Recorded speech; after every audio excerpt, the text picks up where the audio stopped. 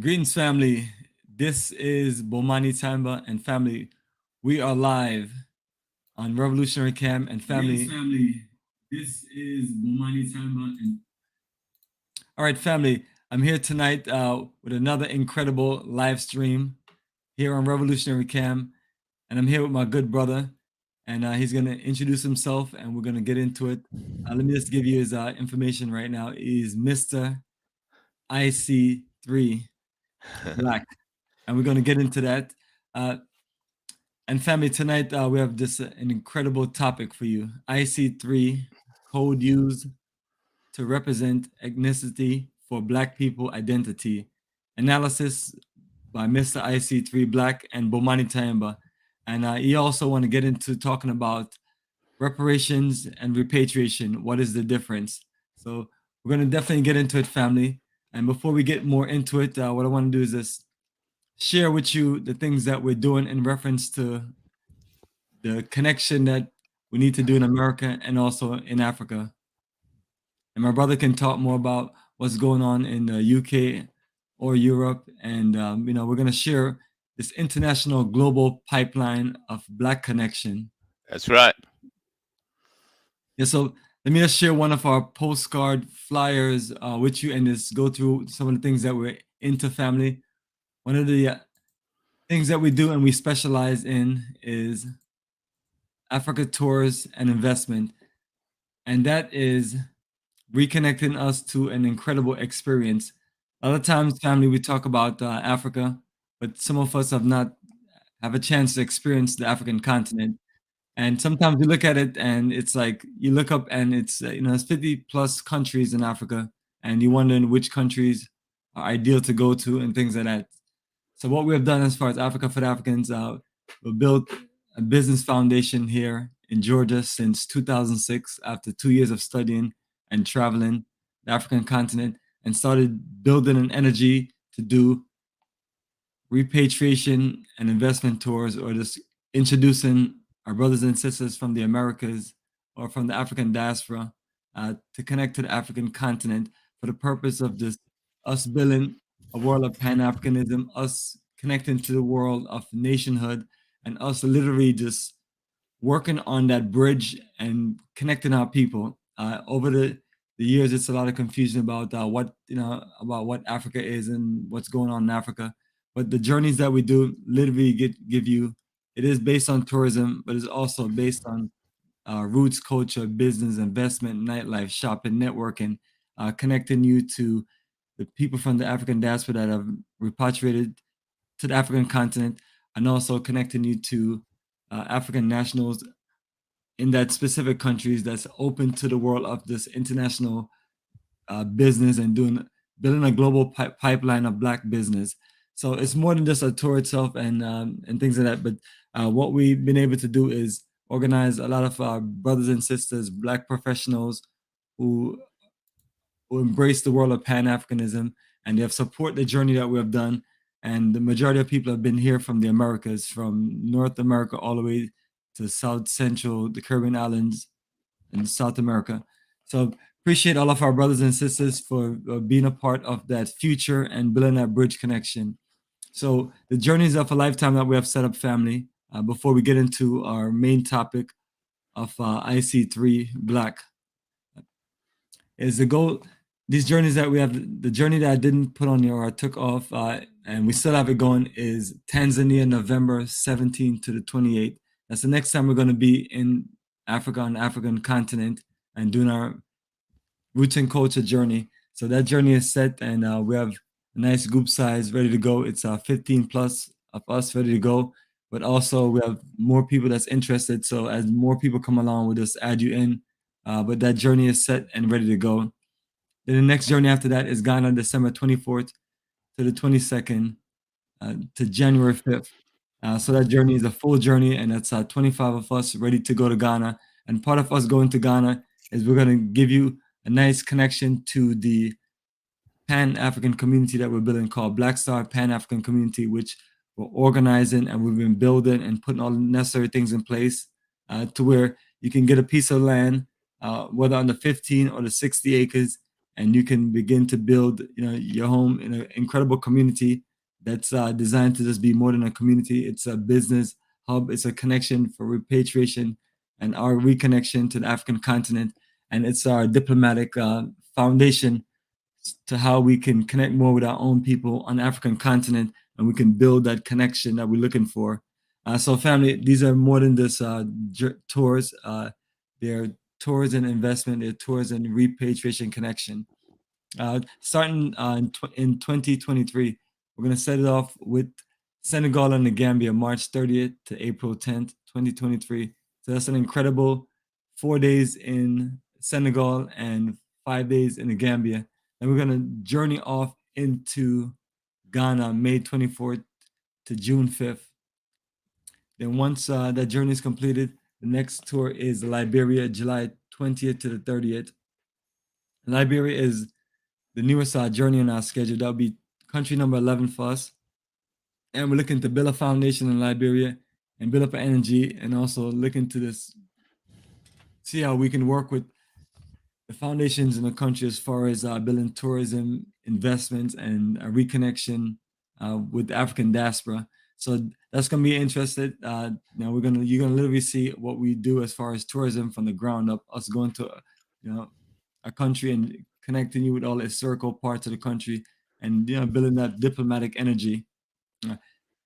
The next journey after that is Tanzania, November 16th to the 27th. And then we're going to journey off to South Africa, December 24th to January 4th. And then the last journey I have on the schedule is Rwanda, March 29th to April 9th, 2024. So those are 7 countries that we have scheduled based on our experience doing Africa tourism investments since 2006. And that is our contribution, our foundation, and that's something that we're put in place so we can connect with other people, so we can build stronger together.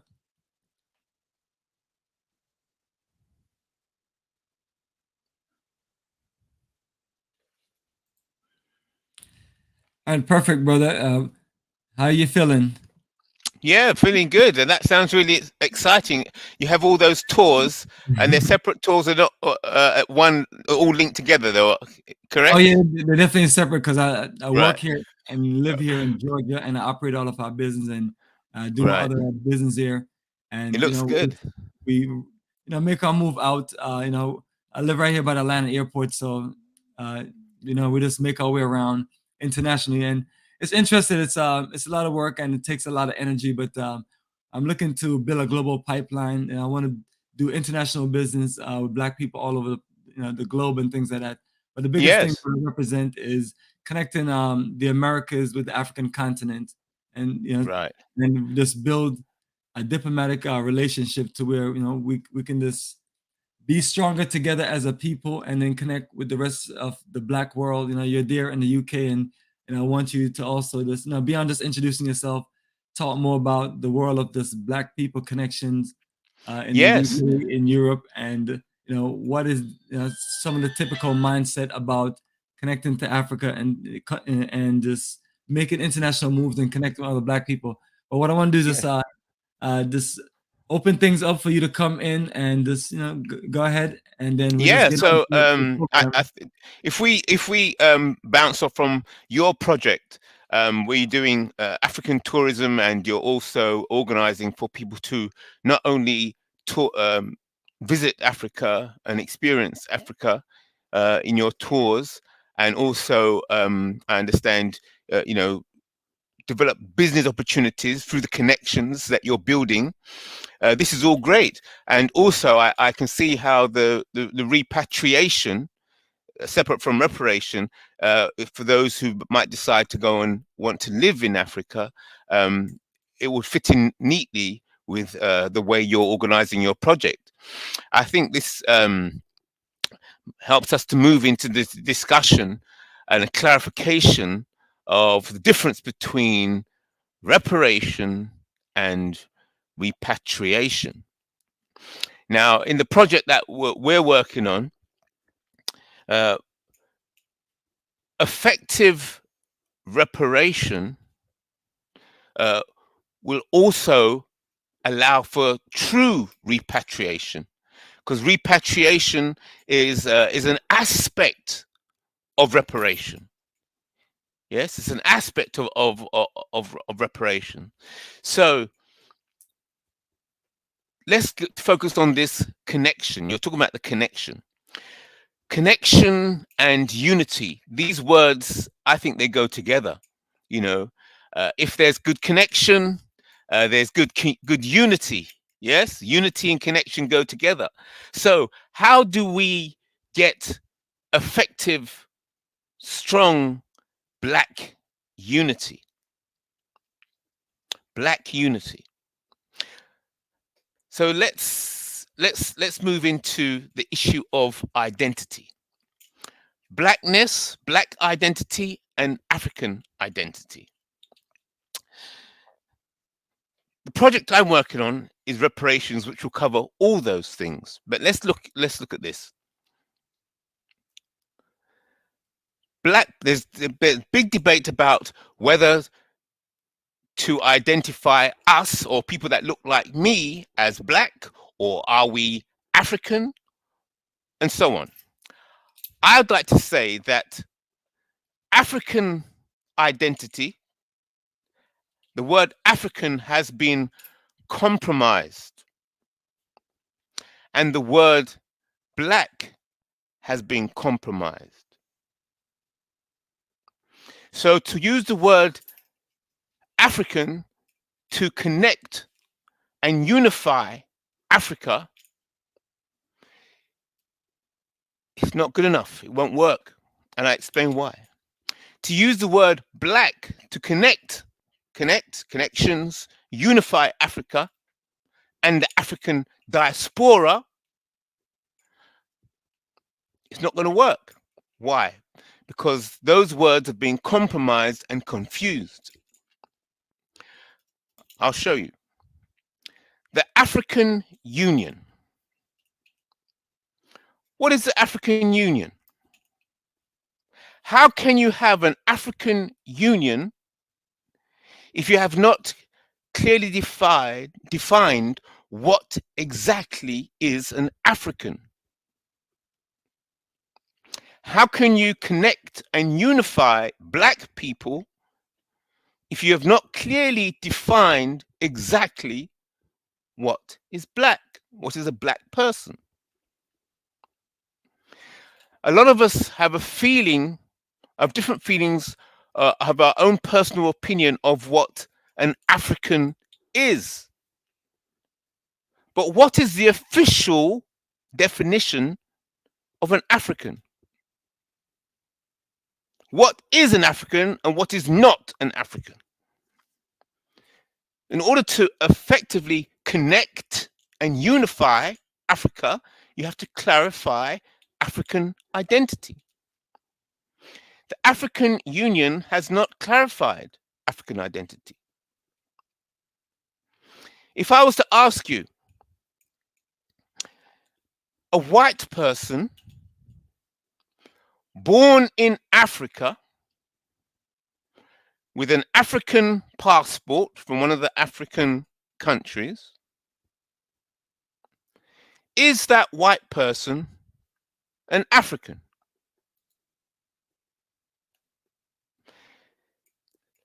The few of you that are watching in the chat, give me a yes. If yes, that white person, you feel that that person is an African, that a white person, put it in the chat. Just put yes. Yeah. Yes, if a white person born in Africa with a citizenship of an African country and an African passport, is that white person an African? Yes or no? Let's see your opinion in the chat, because I don't want to be talking. I could have so much to say. I don't want to talk continually. I'd like to get some questions. I want you to think about the things I'm saying and ask questions. And then I will deal with each question, because that's how you test the strength of an idea, on how well the idea can be used to answer questions and solve problems. Well, perfect. I'm writing it in the chat, so let me repeat it.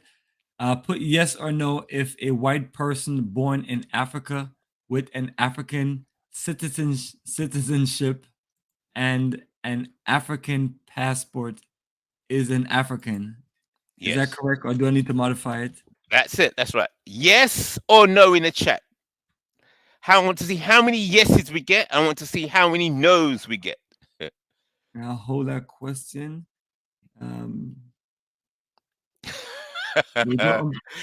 Let's have a yes and let's have a no. I'm putting it in there, and let me prop it up right here, and also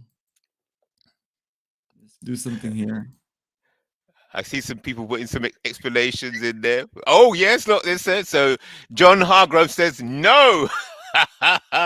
He's making his point clear. He says no. A German Shepherd born in Africa is still a German Shepherd. Okay, so the first one we have is a no. Let's see if we get any yeses. Oh, Bomani says, yeah, put yes or no. So we got no. Is it?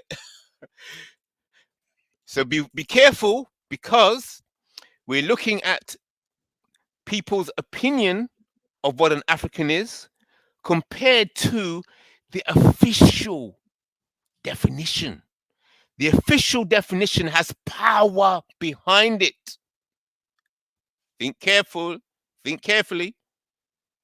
Power behind it. Oh, so we have Goddess Akusua, who says no.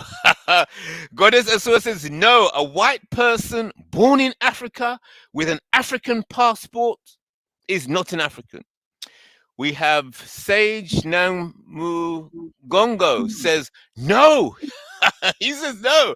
A white person born in Africa with an African passport of an African country is not an African. Can you see? This is heavy. This is very controversial. How dare you say to that white person, no, you're not an African? What? That is serious. Very serious. Serious business. So there you go. So we're going to see, and as time go along, as more people join in, we'll see what they have to say. So far, yes, you got more yeses or no's. Yes.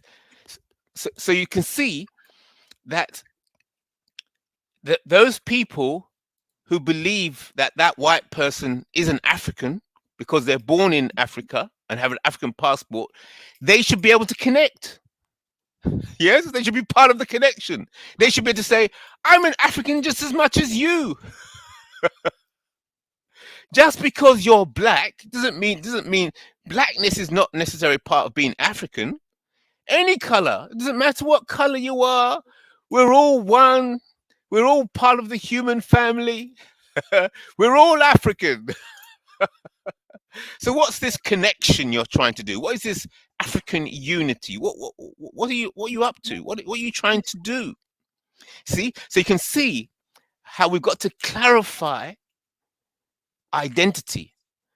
And I think all of you would agree that the issue of identity is a very serious issue, and there can be wars over it, because identity links directly with the possession of property.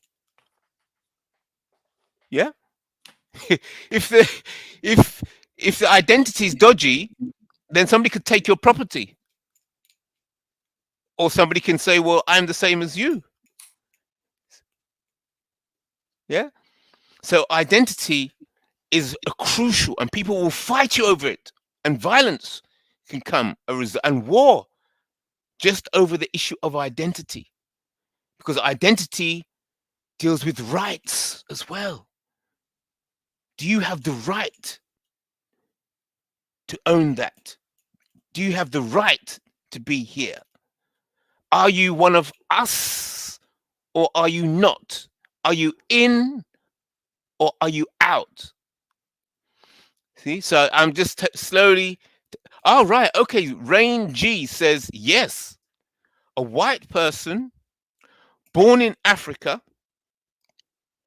with African citizenship is an African. That's what Rain G says. Yes, that white person is an African.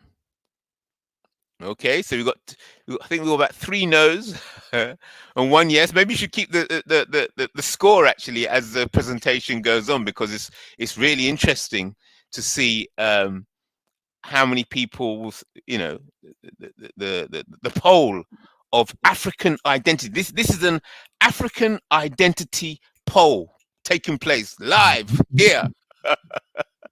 So keep score for us, please, Bomani, so we can see how many people say yes, a white person is an African, and how many people say no, a white person is not an African.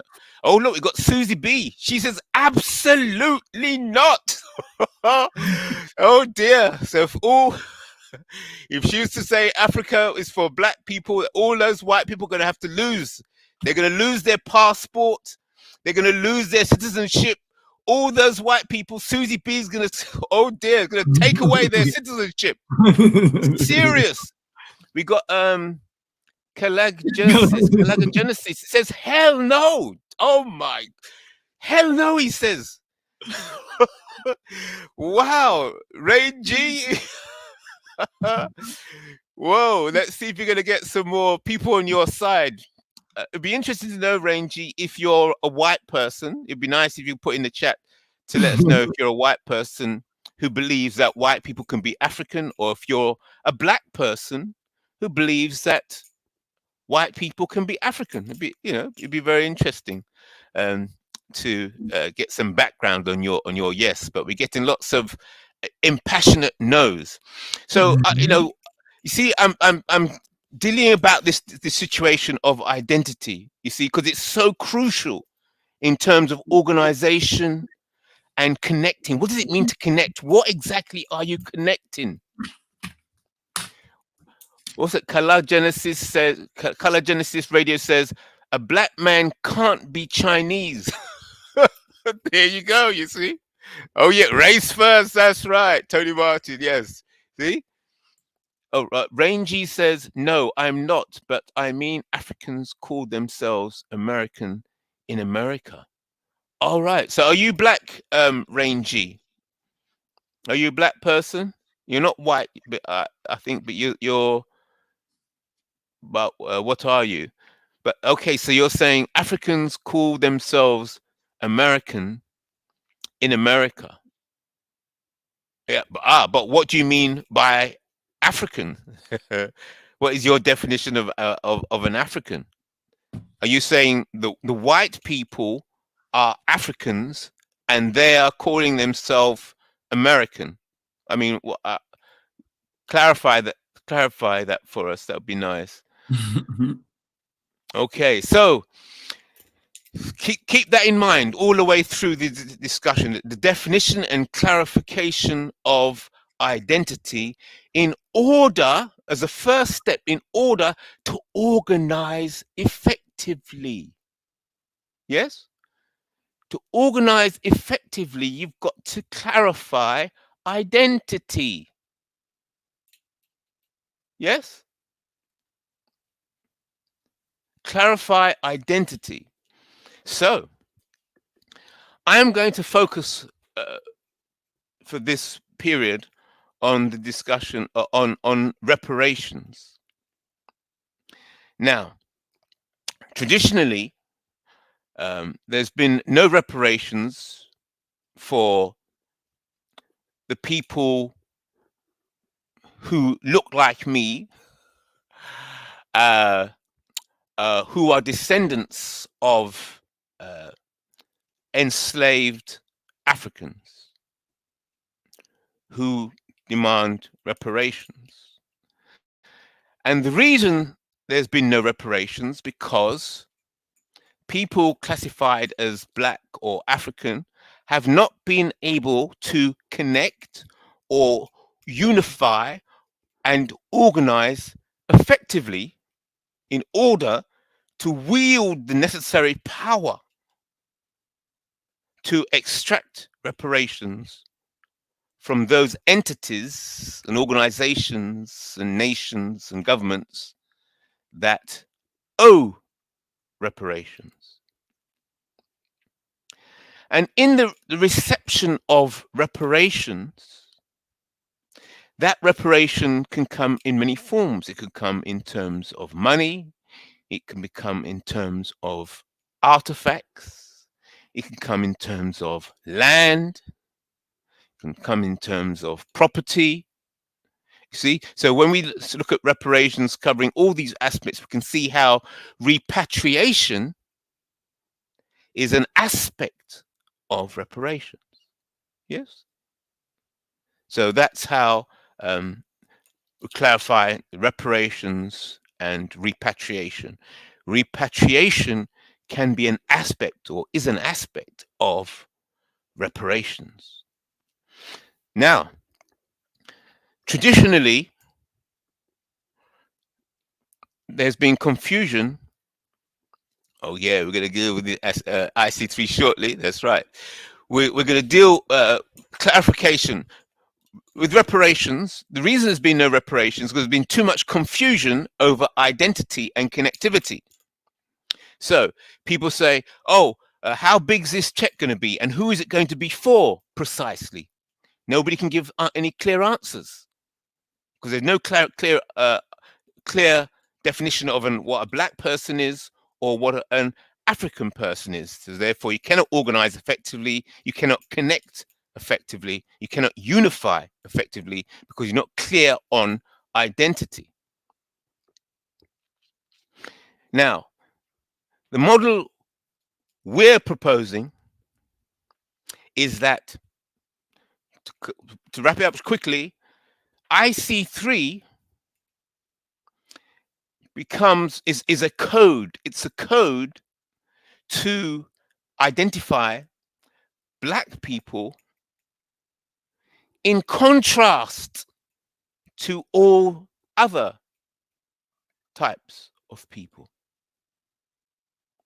If you just use the word black, there's politically black. There's lots of people say, well, I'm black. There's people that say, well, I've got suntan lotion on, so I feel I'm black, or I painted my skin, so I'm black. So everybody in the world wants to take on black identity as and when they feel like it. So when there's resources being handed out to black people, everybody, the Asian people say they're black. Everybody identifies as politically black. We're all black. We're the underclass. We're black people. So give us a share of whatever share you're giving out to black people, even though we don't look like a Negro, we still identify as black. Confusion over black identity. There's also confusion over African identity. White people can identify as African and are identified as African, and white people are officially recognized as African if they were born in Africa and have an African passport or African citizenship. So officially, white people are African as well. But many people are disagreeing with that. So I'm saying the solution lies in codifying identity. And that is why the British system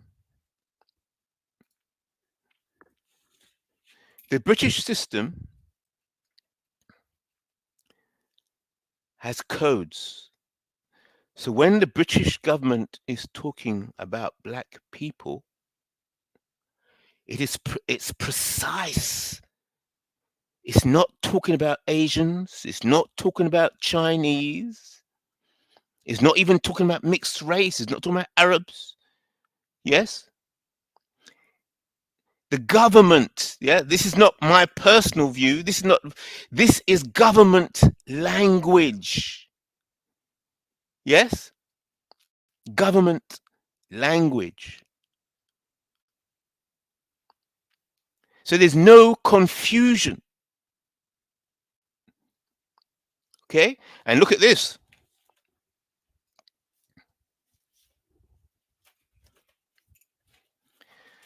British government language. When they talk about white people, they have it precise. They know who they mean when they say white people. You see the code?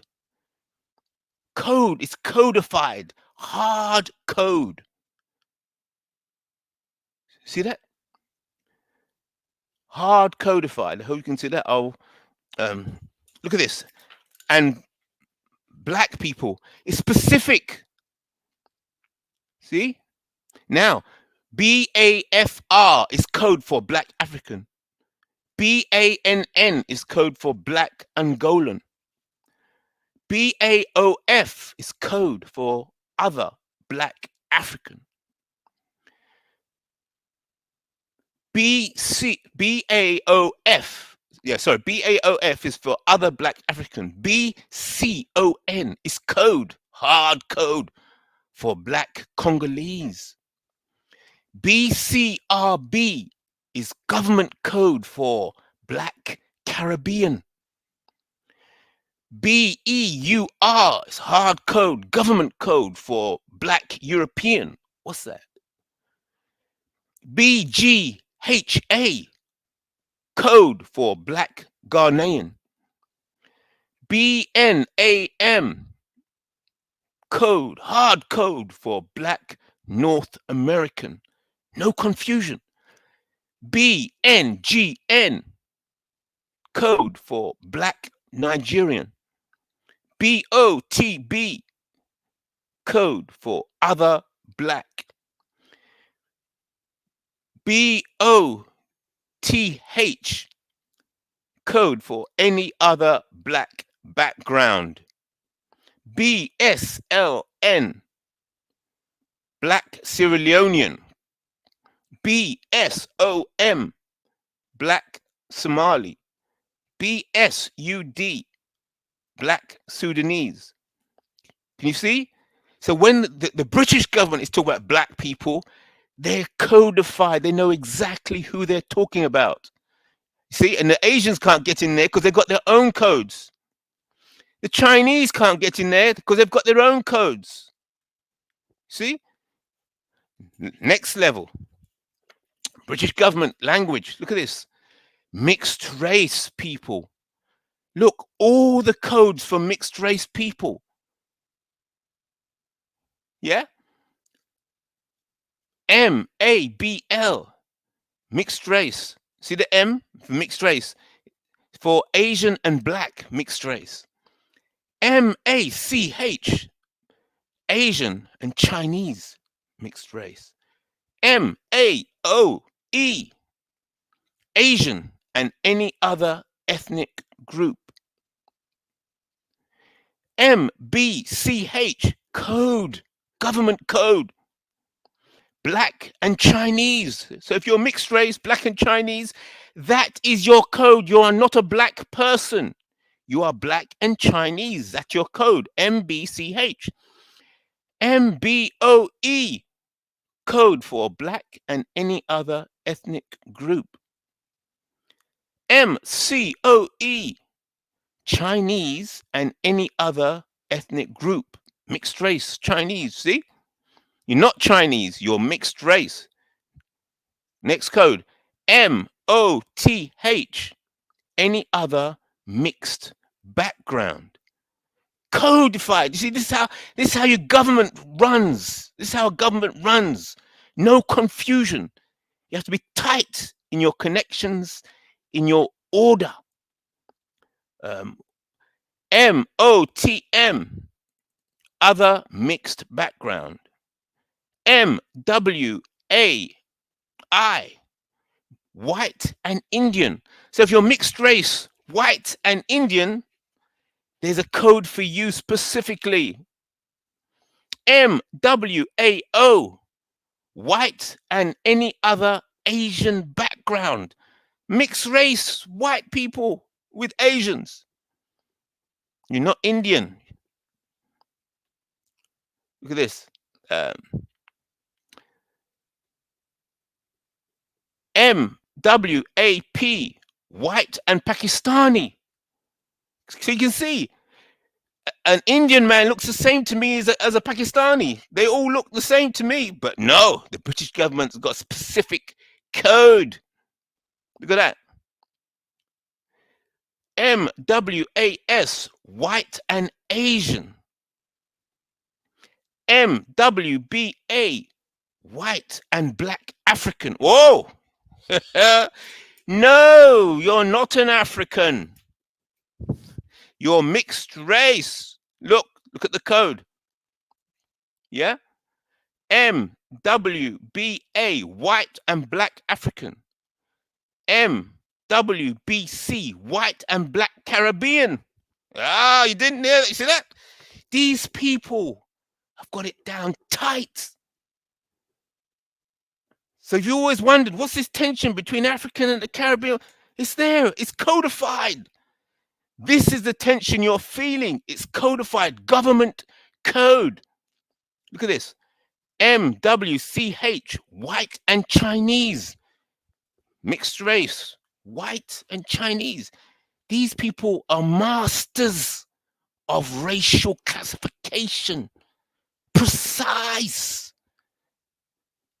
They know this. They know you, but you don't know this. So when they're looking at you, they say, oh yeah, we know exactly what you are. We got a code for you. Look at this. MWOE, white and any other ethnic group. See? So this is the mixed race definition. But don't think that the mixed race is all mixed up with the others. Look here, look. See where the code changes to O? See? OAFG, Afghan.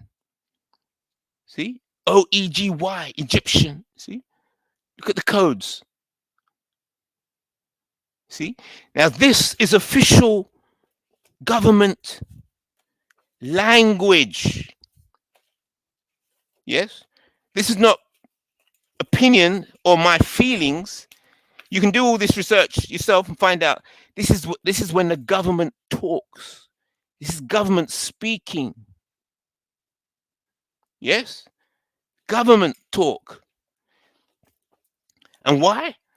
We've got to clarify. You see, in order to govern effectively, you've got to be clear in your language. You've got to be codified. That's why the British are powerful, because they got their government in order.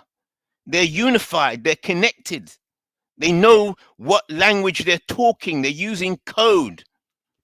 Hard code. They don't just change the code according to their feeling. Oh, this government official feels like this and this government official feels like no. Order. Hard code. That is why the power can be wielded and focused. Yes? That's how they organize themselves and organize you. So, I'm saying black people that look like me, black people, when I say black, I'm talking about IC3 black. I'm not talking politically black. I'm not talking about universe. I'm talking about IC3 black. Specific. Tight. Don't confuse what I'm saying with Asian, Chinese, no, not even mixed race. When I say black, I mean IC3 black, precisely. Now, well, my brother, we got another yes. So right now it's 5 no's to 2 yes. Okay, it's interesting. Okay, and please, those of you who say yes, please let us know if you're a black person or a white person. You know, just adds more interesting in this poll. Fantastic. Okay, so we got 5 black people. 5 people saying white people are not and cannot be African. 5 people. And 2 are saying, yes, of course, African as well. Yes. So this is the person right here. Interesting, isn't it? That's the newest yes. Okay. And look, so what's the bottom line of what I'm proposing? It's very simple, because I want to hear more questions and discussion, from the chat and from discussion, because my presentation is very short, actually. I am saying that I'm proposing that in order to unify, to connect effectively for organization, for reparations, and justice for people classified as African Black, we have to organize under IC3. I know it's a white man's system. I know the white people invented this system, but the work of reparation and liberation is dirty business. Many people have been killed trying to organize liberation, reparation, and organization, trying to organize Africa, been taken out. So if you're going into this battle, you've got to be so well organized. You've got to be precise. Any slips, you are dead. And you know that already. You know the history. You've got to be precise. So I'm saying we've got to put on the uniform. It's a temporary uniform. There's me, I'm inside the uniform. My true identity is me inside the uniform, but I've got to put on the uniform to get the job done. What job? The job of liberation, the job of reparation. In order, I've got to put on the uniform to organize effectively and communicate with the enemy. You still got to communicate. Yes. So in order to organize effectively, let us use the IC3 code as the unifier. So just because you take on IC3 Black identity, it doesn't mean you lose your true identity. In fact, it will help you discover your true identity as information comes through in the reparation claims process. We'll start to discover real history. We'll start to discover records that have been hidden from us, records that are held in the banks, records held in the museum that you don't have access to. And as we find out more information, we'll find out more about our true identity. But in that work of getting liberation and finding out our true identity, we've got to put on the work clothes. The work clothes is the equivalent of the IC3 identity. We've got to put on the identity just to get the job done. Once the job is done, once the job of liberation, the job of unification of Africa, the job of unification of Africa and the African diaspora, the job of reparation for people classified as IC3 Black, the job of building the nation, the job of true Black business. What's true Black business? There is no Black business. You can only have Black business with a Black bank. What business? If you haven't got your own bank, what business do you think you're doing? Whoever has the control of the bank has control of your business. True Black business requires a Black bank, an IC3 Black bank. Yeah. So the job of constructing and building a Black bank, in the construction, we've got to put on the IC3 Black uniform. Why? So we can unify effectively, so we can connect effectively, so we can organize effectively without other people claiming our identity and confusing us. So Blackness becomes an asset class. Why am I wearing this? Well, haven't you heard that I'm classified as 3/5 of a human? 3/5. So if I'm 3/5 of a human, then I'm 2/5 what? 3/5, which is 60% human. 2/5, 40% is what? If I'm only 3/5 human, where's the other 2/5? Does that make sense? So, IC3 Black identity also becomes an asset class. Because you've heard we're banking in the black. He's in the black. He's not in the red. Yes? So, black stock. So I'm stock. I'm black stock. Yes?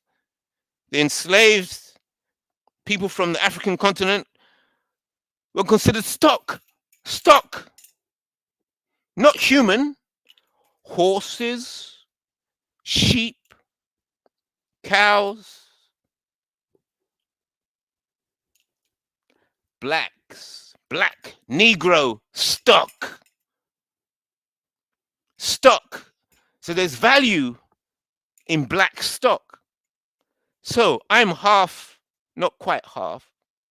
So I'm part human, part stock. Okay.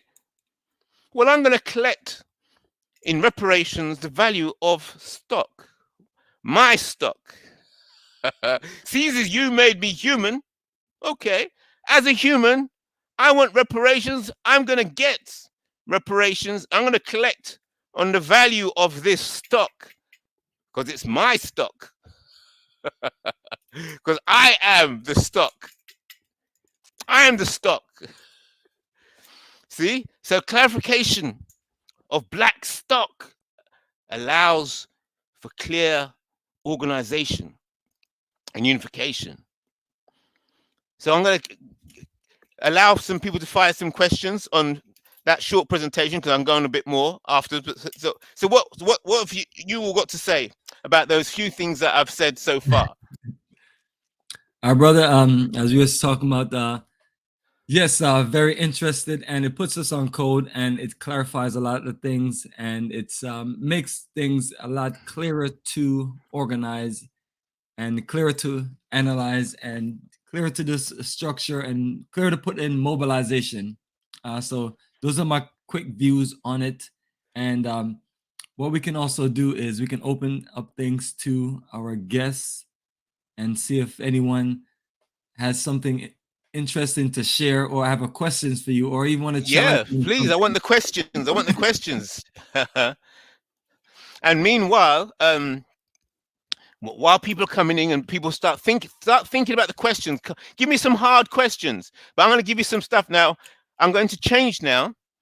I've been speaking to you and I've been presenting facts which you can check. And I'm going to take a little break now and give you some information that has come to me by word and mouth.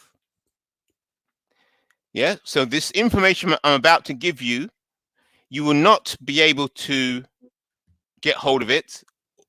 It'll be very, if you might be able to, but if you bump into the right people, but if you do, it'll be great. It'll be great. So this section now, I'm about to go into word and mouth. Then after the word and mouth section, I'll go back into the facts. Yeah, so I'm now finished from the facts and evidence, all the stuff that you can trace.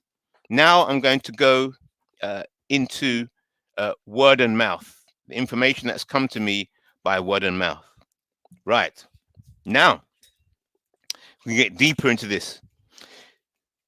Some of you might be asking, like me, I asked, who put together these codes? Where did these codes come from? There must have been a meeting. There must have been some people sat around a table and suggestions made for these codes. But where they come from? So for many years, I've been trying to do my research, try and find out, but it's very hard to find out where these codes come from. If you find out, if you do your research, you come out with some information, please present it to us. But it's tough as hell trying to find out who came up with these codes, who is responsible. So after many years, I used to go around with a large banner of this to different conferences, showing it to people. And nearly everybody I met basically says, "Wow, this is interesting. I didn't know about these codes. What? You mean these codes? Do they real? They exist?" Everywhere I was going, and I was showing, "Yeah, hey, look at these codes," you know. And then I went to a conference once, and I had my banners here, and they let me in. It was a lawyers conference, and I'm not a lawyer, but I had some lawyer friends, and they let me in with my banners, and I was showing this. And then this black woman came up to me. She looked at the codes that I had like this. She looked at them and she says, "Oh yes, that's about right. Yeah, that's right." I said, "What? What?" She says, "Yeah, that's right. That's right. What you've got there is correct. What you've got there is correct," she said to me. I said, "Do you know how many years I've been looking to try and find somebody who knows about these codes? Somebody I can talk to. I can't get into the depth of these codes." And she says, "Yeah, that." I said, "Well, how do you know? How do you know?" Then she told me that she was a top consultant for the police, top consultant, and high level consultant. So you know they have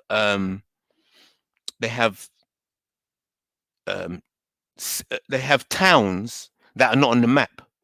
Where and in these towns they send the police in there to train, for urban situations, or sometimes they send military into those towns. So if you look on the map, you won't find these towns. These towns are specifically set up for the training of military personnel and the training. So you can do research on that, find out if I'm talking nonsense. But there are places that are not on the map, but they exist, and they're like secret places where weapons and tactics and training takes place. And so she goes to these places. That's the kind of level she's at. Yeah. And she said to me, the roots of this is in the Bible. It's an interpretation of the Bible. Yeah. Official interpretation of the Bible. So this comes from the idea or the interpretation of the Bible, where it said that Noah had 3 sons, and Noah's 3 sons was Shem, Ham, and Japheth. Yeah, she said these codes are based on an interpretation of the Bible. She's told me. She says it based on Noah had 3 sons, Shem, Ham, and Japheth. And those 3 sons are the fathers of the 3 races. So, what do you mean? Yeah. So she's basically said that Ham is the father. I put the text here. The text is mine, but the original painting is actually done by a Jewish person I think in the 18th century. This painting is by a Jewish person, but I just wrote the text here just to add color. So Yeah, so this was painted by a Jewish person, and it's basically the roots of this. Yeah. So have you ever heard the curse of Ham? It was actually the curse of Canaan, but but people say the curse of Ham. Yes. So Why is that the curse of Ham? yes, because Ham is considered to be the son of Noah, that is the father of all black people. Japheth is considered to be the father of all white people. And Shem is considered to be the father of all others. So these are the three sons of Noah. You can see this in this painting by this Jewish person, that this idea of Ham being cursed and black people being cursed because all black, or some say that the curse on Ham, the son of Noah, was that his skin was turned black. So black people must suffer and be slaves forever because they're the cursed children of Ham. Yeah. So that this is what this is based on. So you can see that they've refined it over time. So this would be Japheth. All the children of Japheth are IC1. Yeah. All the children of Ham are IC3. And all the children of Shem are IC5. And all this, so IC6, IC4, and IC2 are mixtures of the three core races. Yeah. So this is what this system is built on, and this system was before America was. This is old systems, old belief system. See, the same artist painted this one as well. Yeah. So the reason black people are suffering is because your skin was turned black because of your wickedness, and you are cursed people. You are the cursed children of Ham. See? Black people. So black people should be enslaved. Black people deserve to be enslaved forever because they're the cursed children of Ham. So this is the interpretation. So this is the foundation of this system. So you can see that this uniform of IC3, why would I want to take on the identity of IC3 knowing that it's the cursed identity? Because it's an ugly uniform, but it's effective. It's effective. It's clear. No confusion. I've got to get the job done. The job of liberation and reparation. Focus on the job. Yes, the uniform is an insult. The uniform is rooted in insult.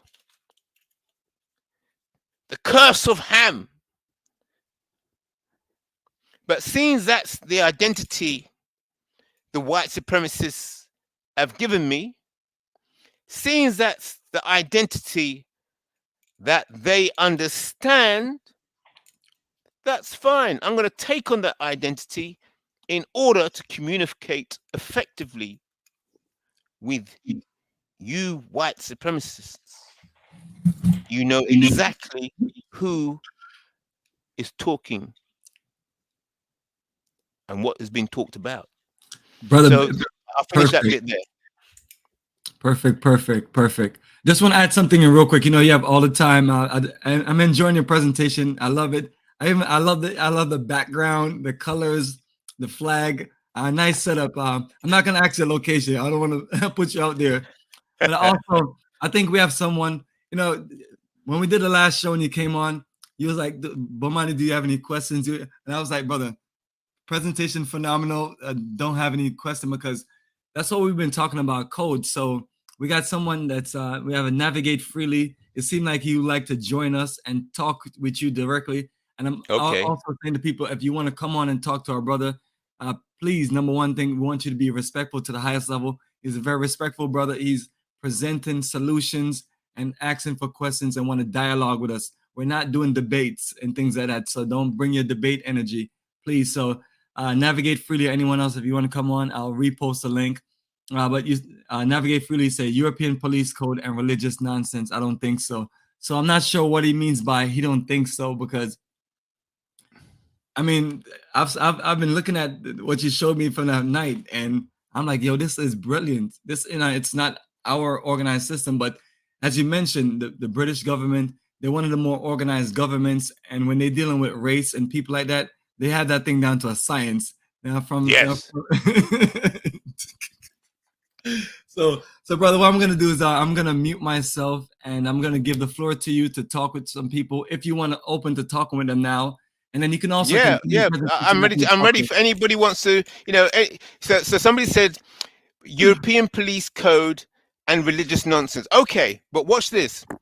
Good point. So I'm going to take questions from the chat. But you see, we've got to focus on the job being done and power. Yes, power. So if this is nonsense, yes, it's effective. They're using this now. It's been working. Understand? It's operational. So you can say, oh, that's nonsense. But when they put a bullet in your head, that bullet is not nonsense. You're in the grave. It's fully functional. It doesn't care if you feel it's nonsense or not, or what you feel. That bullet is real. Those prison cells are real. So it doesn't matter if you call it nonsense or not. It's sense to them. The people who created this, who built this, it is perfect sense to them. They use it and it works, whether you like it or not. Well, perfect, my brother.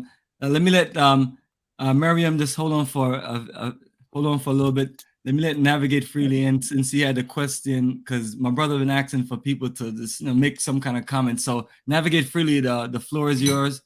Go ahead and communicate with our brother, and he wants to know. Hello, everyone. Thanks for letting me come in. And when I said nonsense, I didn't mean that that's not the code that the white supremacists use. Right. The nonsense I'm referring to is that they don't have a communication problem. That's what I'm saying. They don't have a communication problem. They know exactly who we are, as the code, refers to, and they don't have a communication problem with us, So the communication problem, is our communication with them is not where our lack of power lies. I agree with you. It's all about power. I just don't see. Maybe you can clear it up for me. Maybe you can explain where this code, of communication is going to give us more power, towards the white supremacists. Okay, excellent. Thank you for the question. Excellent question. How can a code? What is the code got to do with power? Excellent question. Fantastic question. Thank you for the question. Now, codification. This codification is social engineering. Engine, precision. Yes, good engineering is smooth. It works continually. When the car engineering, when good engineering, when you turn it, it starts every time. Engineering, social engineering. The social engineering of the curse of Ham has been working fantastically, without flaw, for 500 years or more. We still got the black people in prison, suffering injustice, and it keeps rolling. And black people will be shot and killed. Another murder, black murder. It just keeps going on and on. And the black people, they come up with their teddy bears and they cry and they protest. And then another gets killed every year after year. It's social engineering. So why am I going on about engines and power? You see, explosive and petrol, you see, if you strike a match, yeah, and you put it in a tank of petrol, woof, blows up, correct? So that's the power. It's power. It blows up with that fire. When it hits that explosive, boom. But social engineering, engineering, right? Social engineering. The same explosive power of fire is the same thing of explosive power of human emotions. Ah! People are angry. They're upset. So social engineering manages that power of angry black people. It focuses that power. Yes? Engineering in a petrol engine or in a gun, the engineering of a gun, of a rifle. What it is it's explosive. Yeah? The explosive takes place inside the barrel, and the engineering of the barrel focuses the power to where to push out the bullet to where they want it to go. The explosion on fire of the petrol is put inside an engine, and then it drives the car. Yes? So power is just power, but it's for you to design the engine. It's for you to design the system to focus that power to go where you want it to go and do what you want to do. So it appears that the social engineering of the code, it was designed in for the consumption of Europeans. Correct. To justify their behavior, and give them solace, in their behavior towards, non-Europeans, and since you threw in Ham, Shem and Japheth, that's biblical, so, so that the social engineering is using religion, to codify and satisfy, their desires to do, to treat us the way that they wanted to treat black people. That's right. But so that's the consumption primarily of Europeans, because if you're gonna go into the Bible, as well, you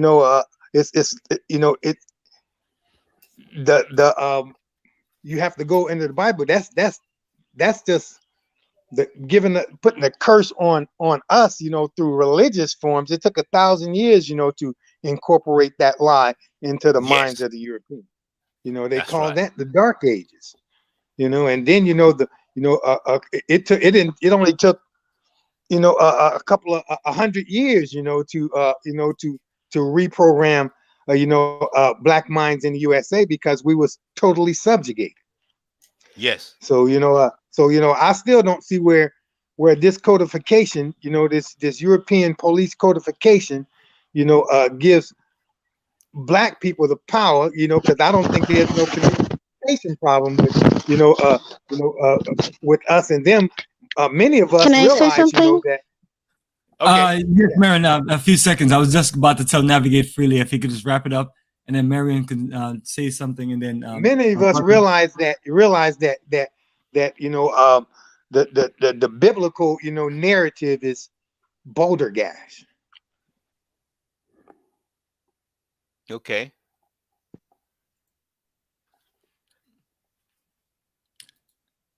Can I say something? Miriam, go ahead. Okay. Thank you, Bomani, for having me on your show. I'm not a very big talker. I hope I can make sense here. And I like the idea that he's saying about wearing like clothes. I think that's what I caught in the beginning. Like, Yeah. I think that's very important. Just like a team has to wear clothes. Yes. However, I do want to say that uh, we should not take on white supremacy's definition of us. It's like enough already with this, and that Okay. yes, I know that the Jews came up with this idea, but where is the real power? The real power, I believe, is in the speech. You know, Okay. they and if we take what they say, we are just giving them yet more power. Okay, if we speak the way Dr. Neely Fuller advises, where we speak truth, you know what I mean, that we say Yeah. what really is and not what we're supposed to say or what we're afraid, and so we say, that would give us more power. The reason why some people are so powerful is because they know how to manage speech. Speech is like Yes. the how do I say, you know, when something is turning, there's the middle point that doesn't really turn so much. Yeah. That's what Focus. that's what's Yeah. Yeah. no, not focus. Fulcrum. Fulcrum. The word fulcrum. Fulcrum, yes, fulcrum, Yeah. yes, that's what it is. With speech, you can take thought and translate it into action, or you can take action and translate it into a thought. You know, Yes. speech is like the center of it all, and Okay. we simply must learn to speak better. You know, we can't just call everything shit. We can't call Yeah. everybody a mofo. You know, That's we right. have to be purposeful with our speech, and Yes. I really I'm in tears for Black people everywhere, because they're so gullible and they're so in search of a savior. They'll take anything and anybody. It Yes. just infuriates me, and I just want us to understand, we have leaders already. We have Dr. Neely Fuller Jr., who's still alive. You know, we have Malcolm X, who gave good advice. We have Martin Luther King, although he was kind of erroneous in the beginning, but he realized the folly of his ways. We have many people, and we should read these books, read what they're saying, and learn from them. And the other source of power. I mean, every stage has a power. The main power is speech, but in the world of action, there's consistency. That's where the power is there. Okay, and then the world of thought, it has its own thing.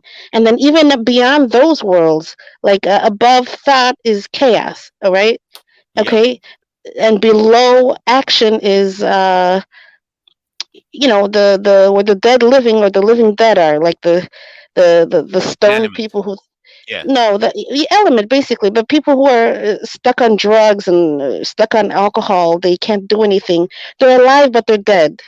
You know. But Okay. also in that realm, I believe, is our what do you call those people? Sages, who are dead but they are alive because their teachings live on. Anyway, the point I want to say is that each stage has a power, but the main powerful, the most powerful point is speech, and I just want us to stop falling for everything, Yeah. and Okay. not to be so gullible, because we take so long to come around. You know, Dr. Lily Okay. Fuller has been talking about, I'm sorry, about codes for so long. When we don't take action, the enemy finds out. They hear, oh, they're trying to get a code together. So then what they do Okay. is they come up with the code, and they come to us with a solution. Here, I'll present to you this code. Right. You know, whatever. Anyway, that's it. Okay. I have two questions then? I've got a question for you, Miriam, and one for Navigate. So, you, Miriam, while you were speaking, you were using the words us and we. Yep. It's the same question I'm going to ask Navigate afterwards, but could you define exactly who are the us and the we that you were referring to? Who were you talking about? African descended people. hold it. Okay. So when you said we, you were talking about African descended people, correct? Yes. Okay. What is an African descended person from your understanding? Well, I would say someone who comes from sub-Saharan Africa is what I really meant. Curly hair, dark skin, or whatever the range of skin. Okay, hold it there. So, would you say then that a white person born in Africa who has African citizenship and a passport, is that person included in the we that you were referring to? No. Right. Well, can I answer that question now? Yeah. What? No. Yeah. Let's go one at a time. Because this is very serious. Now, I you understand. see. So when you said we, you see, you use that word we and us, right? But not everybody. And officially, your description doesn't fit with what the powers that be is. So there's confusion even as you're talking.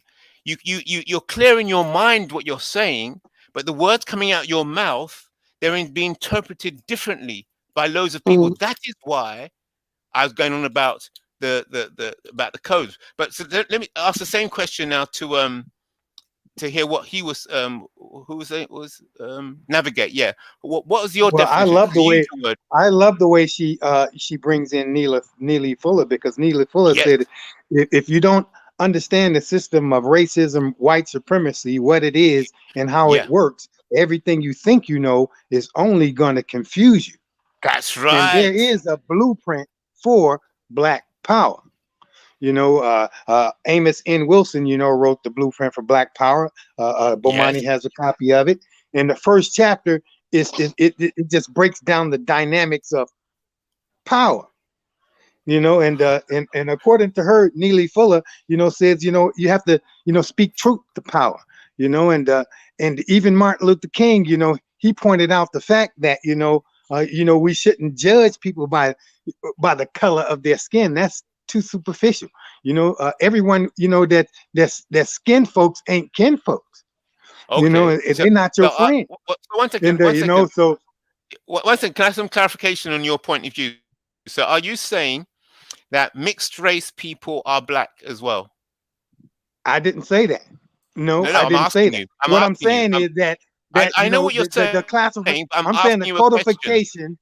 I'm saying the codification, cannot be, based primarily on color. That's what I'm saying. That's what Martin Luther King said. That the codification I know that. Yeah. Okay. Based on good. color. All right. Okay. You don't want to answer that question. So That's as fine. far as I'm concerned, when you use the word Black, it's color, colorism, yes, but primarily it's political. To me, it's a political term. It's not a descriptive term, as far as all right, superficial. I got you. Superficial, Right. Traits are concerned. Right, it's right. So you're because like Amos N. Wilson says, power, derives from the mind. How a person thinks. Right. Navigate, appreciate it. We have to do a little back and forth. And brother IC3 Black, can you hold? Let me just let Minimum comes in. Yes. And Yeah, go on. Apologize if I'm pronouncing the name wrong. Let him come in and brother, go ahead and ask your question. Yeah, all I wanted to say was regarding your question in the comment section. Yes, the average white person who has African citizenship is considered African citizen. But there's a difference between being an African citizen and ethnically African. Like, you can go and get Chinese citizenship, but you're not Chinese ethnically. And there's a difference. Just like you can be African citizen from a citizenship standpoint, but not be African ethnically. Because even in Africa, like, you're African, and then second after that, just when people ask you, they'll probably ask you your ethnic group. what's the white person going to say? Nothing. So clearly, even Africans understand that, yeah, you can be African citizenship wise, but you're not ethnically African. And so that's why I said yes in the comment. Like, yeah, a European born in Africa, or even with African citizenship, is considered African. But Yes. African is not like a ethnic delineation. There's two terms for Africa in terms of ethnic delineation and just citizenship wise. That's why even you can be considered a Black British person citizenship wise, but you're never ethnically British. That's completely different. Okay. So yes, and what you said there goes along very well with the system, that is there. So the point that you've made, which fits in with our discussion altogether, is that the question is, where does the power lay? Does it lay in the ethnic classification, or does it lay in the official? So when we say the African Union, when they gave that title, does the African Union consider African ethnically, or does the African Union mean ethnic or citizenship? There's confusion. I don't. Can somebody clarify that for me? When it comes to the African Union, I mean, the African Union consists of North African countries, which are Arab / Berber / a lot of different mixes. Even like some like North Africans, you would think they were white people. Like you look at, I don't know if you guys know him, but there's a Zinedine Zidane. Like that guy is supposedly ethnically Algerian, but he can fit in amongst Europeans easily, and you wouldn't even think otherwise. So exactly. No, when it comes to Africa, is not there's no racial delineation when it comes to Africa. Like Africa can be North African, it can be even some East Africans, which you might consider, I don't know, maybe like half Arabs or whatever. West Africans, even the Khoisan are technically their own different race, for being honest, and they're also Africans, fully blooded Africans. So Africa is not a race. Like Africa is more like the Eurasian term. If I had to equate Africa, it would be like when someone says Eurasia. Eurasia is a Chinese person, a Portuguese person, and a Scandinavian person. The one who just spoke, is that the one who just spoke? Are you an African citizen or ethnically African?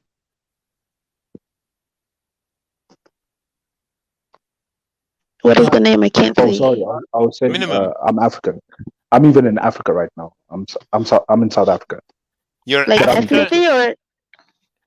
Yeah. I'm Ethiopian. I live in South Africa.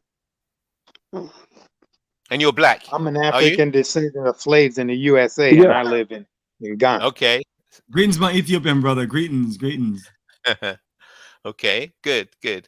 So Miriam, can you see how there could be a problem trying to organize effectively with people that hold your view of the us and Navigate's view? Can you see the difference there? You cannot organize effectively with, or cannot connect or unify. You cannot organize effectively until that is dealt with. And it's not just you. Majority of people talk like you. I hear that all the time. And a lot of people talk like Navigate talks. You see, and it's between you two, people that hold your views, that there's always tension. There's always tension. Because I understand she's coming my way. She's coming my way because she's listening to Neely Fuller. And Neely Fuller, says that, the focus, should be on eliminating, the system of racism, white supremacy, and creating, a system of justice. So when you say the African Union, I look at an African Union as any groups, in Africa, that make policy and function in a manner, that's gonna create, justice for all of the people in their countries, and whether they are assisted by Europeans or not, because just consolidating, ethnically, Yes. I could be wrong. Consolidating ethnically, it seemed like it's almost an insurmountable task, and it doesn't seem like it's going to be very effective. I think we're going to need more Black allies, and some of our Black allies, and I'm using Black as a political term, is going to be Yes. non-Africans, Okay. if you understand what Yes. I mean. So, yeah. Because So that everybody model. that's Europeans are not practicing this in the system of racism, white supremacy. So we gotta, the power is in the mind, like Dr. Amos Wilson says. So we have to take power. We got to convince, use our mind power and convince others, to think like we do. We gotta use social engineering on them, control their minds, control their emotions, control their thoughts, manipulate them, because that those are we can weaponize, our intellect, just like they've weaponized everything that they touch. So and we can seek allies, that wish to be Black, Okay. and I use All right. Black as a I political got your term. point. Watch this now. Watch this. So I'm a great fan of Neely Fuller. So now I'm going to do a short presentation on showing the difference between my position and the position of the people that work with me in our think tank, and Neely Fuller's position. Okay. How I see Neely Fuller makes it this beautiful illustration how he shows that we are in a global prison system of white supremacy. It is social engineering, global social engineering. Racism is white supremacy is racism, and it's a global system. It's the only system in the world. The whole world is that system. Good. I agree with Neely Fuller's position on that. Now,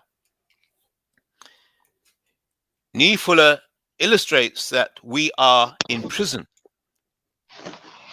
Now, then the question is, to escape white supremacy is the same thing as escaping prison.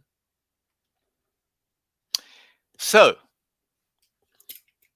let's talk about and examine models for escaping prison, the prison system of white supremacy.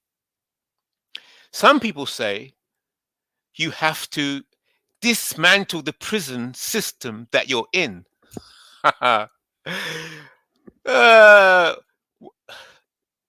Those of you who have been to prison or have visited a prison, if you think you're going to dismantle the prison from inside,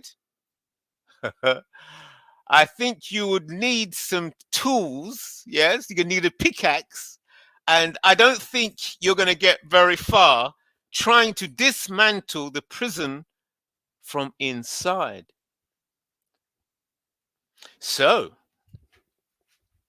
what is the prison escape plan that I'm presenting to you all today? Prison escape plan.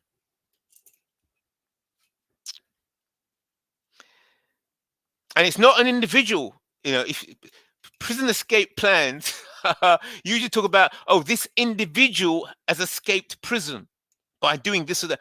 I'm talking about if the world is a prison, if the world is a system of white supremacy, right? Where are you going to individually escape from? Now, here's the plan. Here's the plan. To escape prison, you have to identify the prisoners that are going to escape. Clarity, precision, precise. Okay.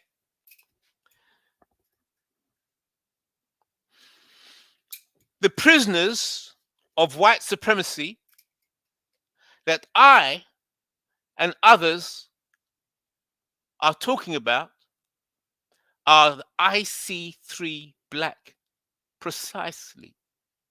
And we are organizing the prison escape. The prison escape code, is parole.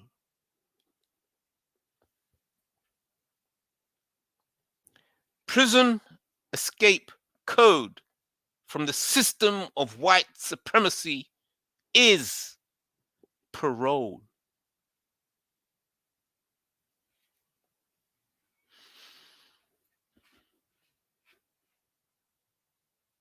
The laws and procedures and the codification of parole may vary according to which section of the prison you are located.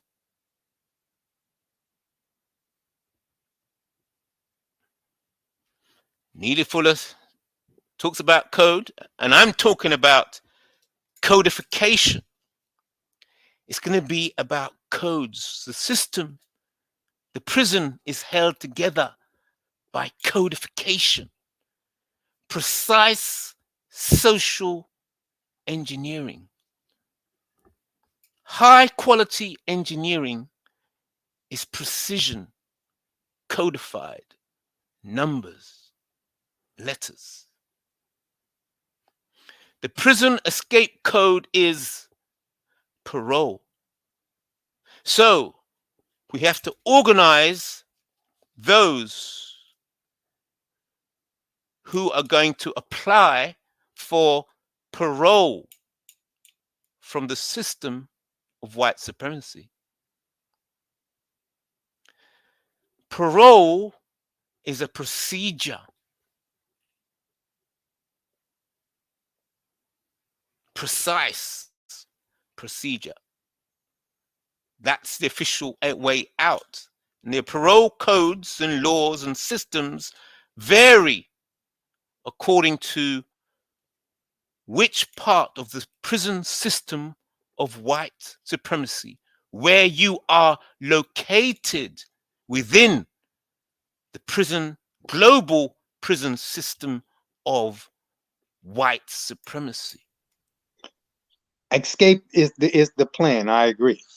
You know, that we have to escape from the prison. There's no escaping the prison, you know, from within. You know, but you know, in order to escape the prison, you know, one have to understand what are the prison constraints. You know, in a regular prison, you know, there's walls and barbed wire and bars and security, you know, watching over you. There's lots of layers of restraint.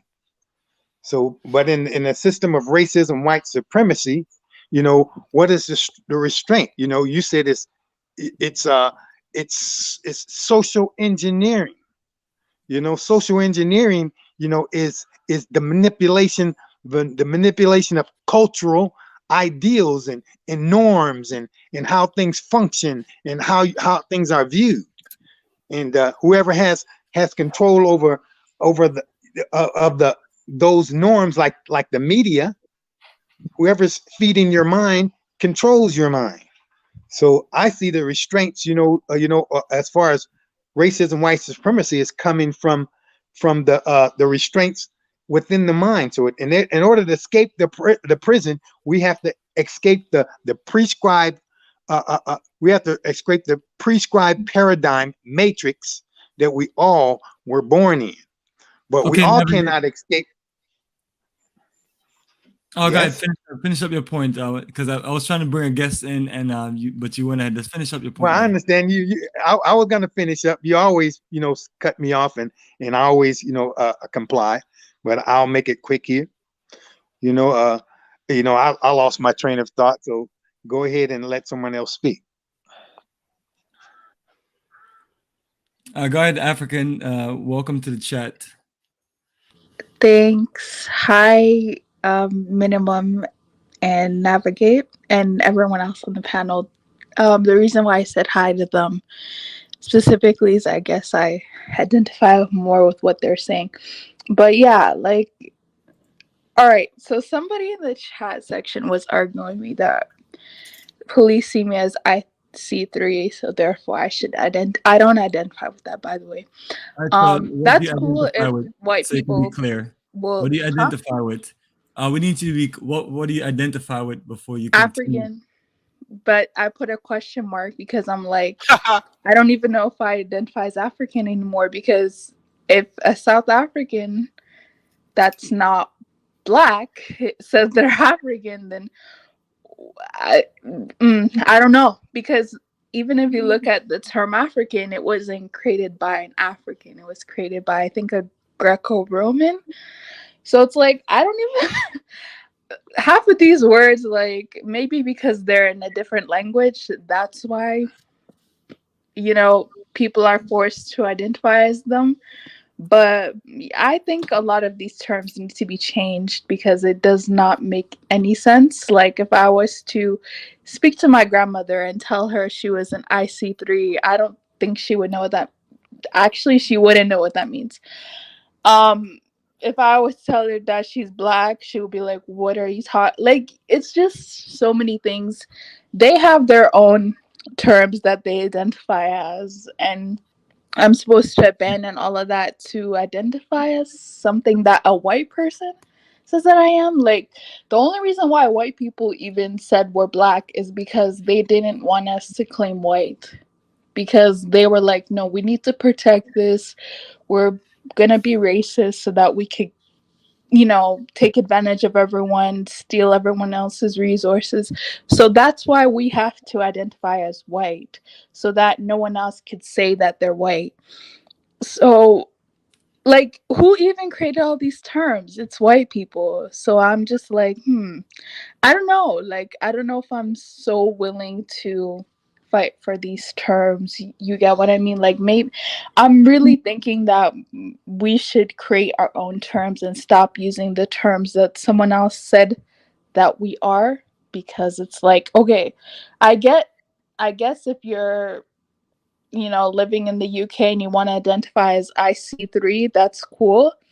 But if you're not living in the UK, why do you have to identify as IC3? Like, I don't see why you would have to do that. Oh, perfect. Okay. Sister, appreciate it. Let my brother Yeah. go ahead and answer it. Yes, so I'll address that. Wonderful point. You made a wonderful point. I like the way you put African with a question mark. So the mind is working. Fantastic, fantastic. Now, this is a very important point to get. In this plan to unify Africa and the African diaspora under the codification of IC3, remember I was discussing earlier, I said we use IC3, the codification, as a uniform. It's just work clothes. It's not you. You still maintain your original identity, but this code functions purely to unify and help us to connect effectively, to work together effectively. So you still hold on to your traditional identities, but this is just an overall working uniform. You do not abandon your self to become IC3. You Even if you're maintain white. yourself and you put on the work clothes. This code is just to get a particular job done, which is to nullify the power of white supremacy and the global prison system. It is a system to effectively, accurately apply and process the parole application, the parole, to organize effectively. Because as you were just saying there, you said we. So whenever you hear somebody use the word we or our or us, ask them, who exactly are you talking about? Who exactly are you referring to? listen carefully as the show goes on. Listen to when people use the words us or our or we. So when you use the word we, your name's African with the question mark, who or what was you referring to?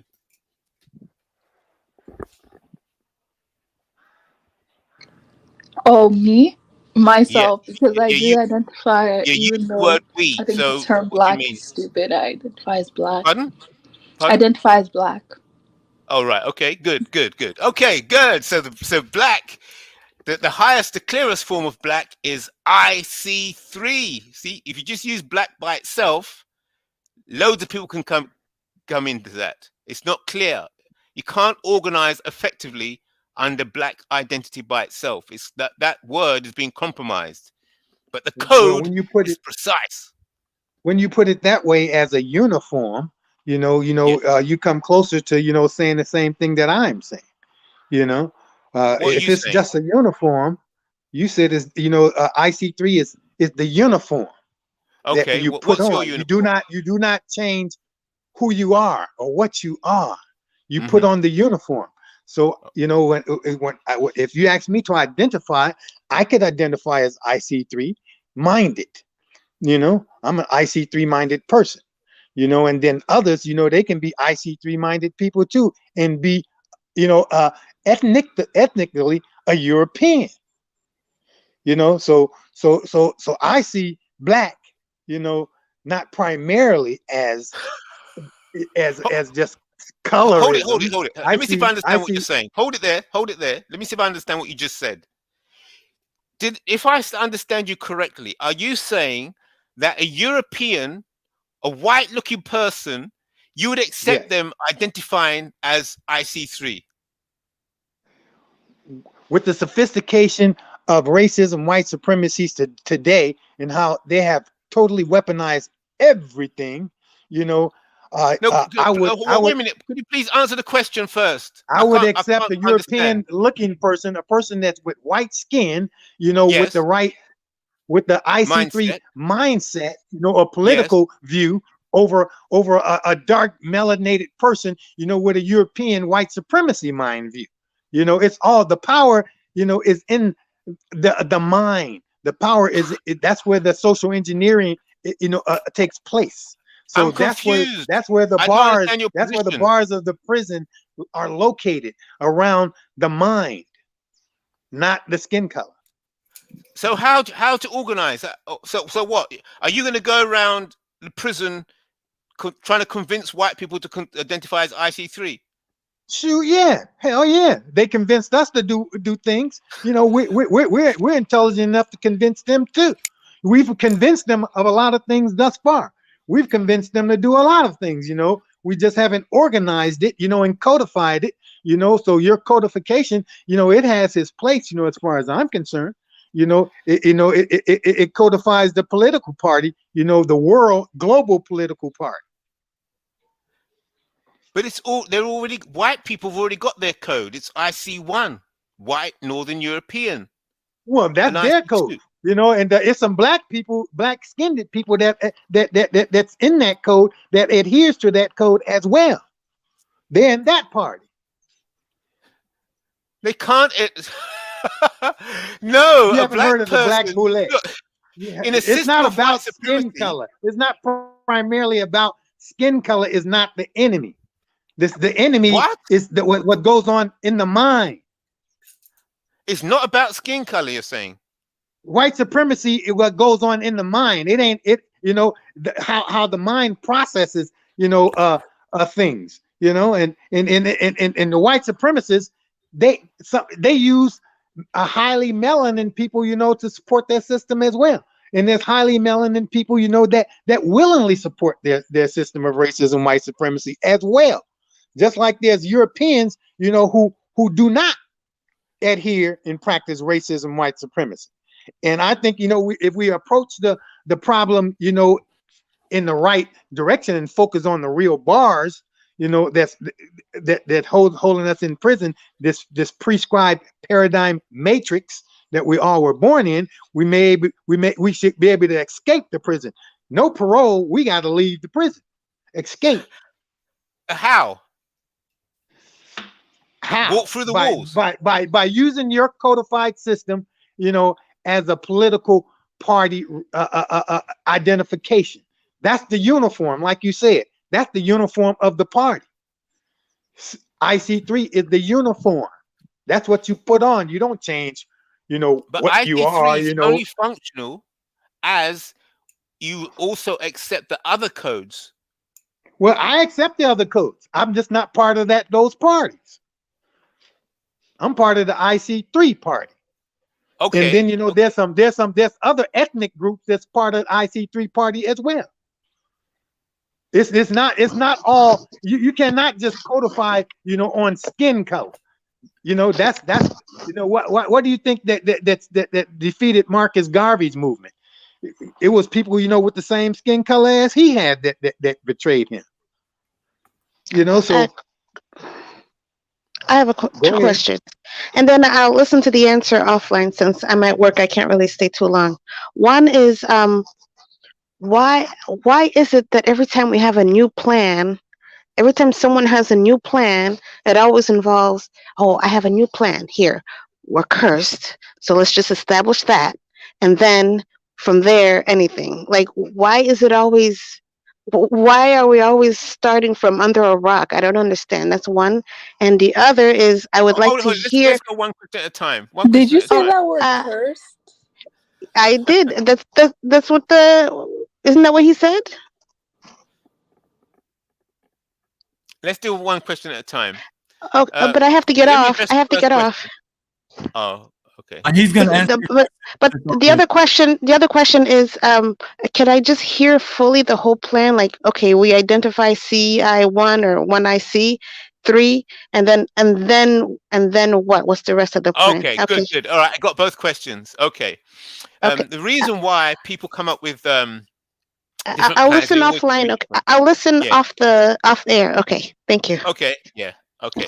So the reason why is that you get so many different varied plans is that different people at different times have been trying to get the map, the full layout of the prison of white supremacy.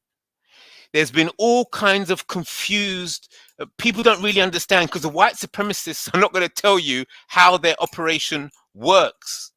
Yes, you have to keep gathering evidence and intelligence and keep getting bits and pieces of information and putting together in a think tank, in a room, and trying to get a layout of the prison. And each prison escape plan is based on the intelligence that has been gathered. And if there's flaws in the intelligence that has been gathered, if there's flaws in the layout of the white supremacist racist prison, those flaws in the intelligence will lead to flawed planning. And the social engineering will not be precise, will not be correct, and therefore people will get killed or destroyed or put into further detention. You have to have a precise, socially engineered layout of the prison system in order to effectively plan the escape. So the answer to the first question is, that is why you keep hearing lots of varied ideas, because lots of people coming up with different ideas based on their understanding of the prison system of white supremacy. I agree with everything you just said. I agree with everything you just said. I agree with everything you just said. Right. Okay. So, to the second question, what is the plan? Here is the plan.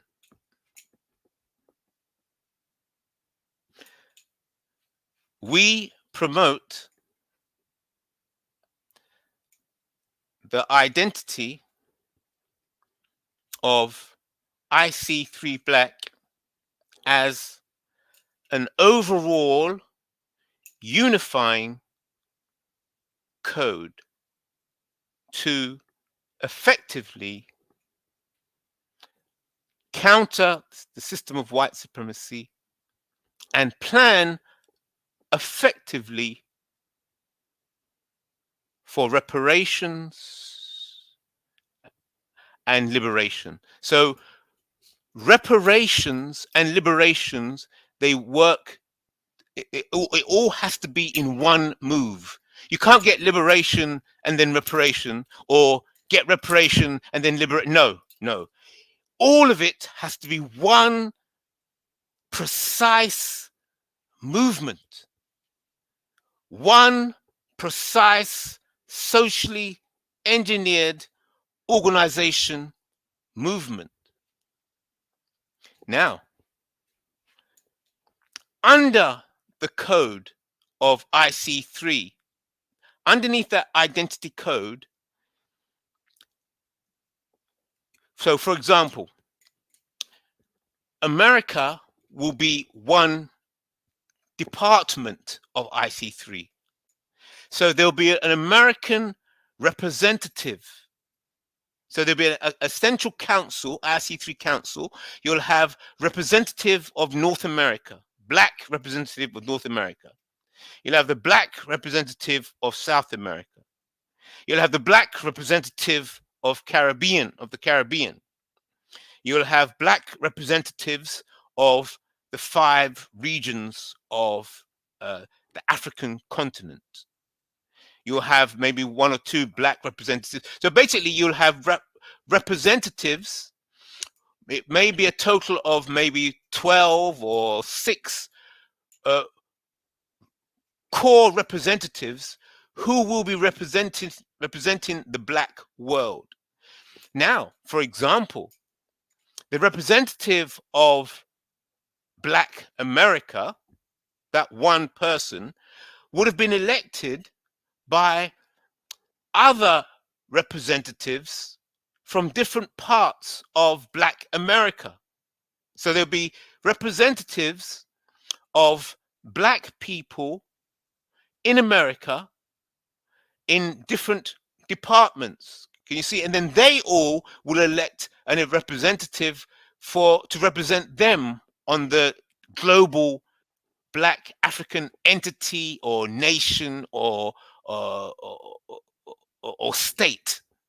So there'll be an IC3 black state that will sit in council with representatives from all the different parts of Black Africa and the Black African Diaspora. This is the global social engineered construct. Now, this global IC3 black engineered construct that is put together from all the different ethnicities and departments of the black world, this construct will then be able to wield the power, real black power. How? Let's talk a little bit about power. Most people think about power in terms of, we've got to get the money, money. How many tanks have you got? How many ships have you got? How many rifles can you buy? The true nature of black power comes in the understanding of the difference between money and currency. Money and currency. Most people, they always talk about money. We need money for this, money for that, money. But you hardly hear anybody talk about currency except when they're going on holiday. And then they're concerned about the exchange rate. Yes? Money, money. It's all about money, but nobody talks about currency. What is the difference between money and currency? Don't worry about semantics. You think, oh, this is all semantics. No, we're talking about precise social engineering. Yes, I'm being semantic because you have to be precise, precision, or else you end up dead. Right. The difference between money and currency, simply put, is that money is the visible and the currency is the invisible, and the value is held in the invisible realm. So money can be gold, diamonds, paper notes, vouchers, checks, people. Yes. So you can see how to move money. You put money in a case, or you put gold in a crate, and then you move the crate, or you ship the crate. Yeah. Moving money around is very simple. But how do you move currency, the value of a currency? How do you move the invisible?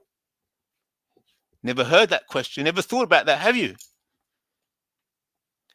Moving money around, it's physical, you can see it. But how do you move the value of a currency?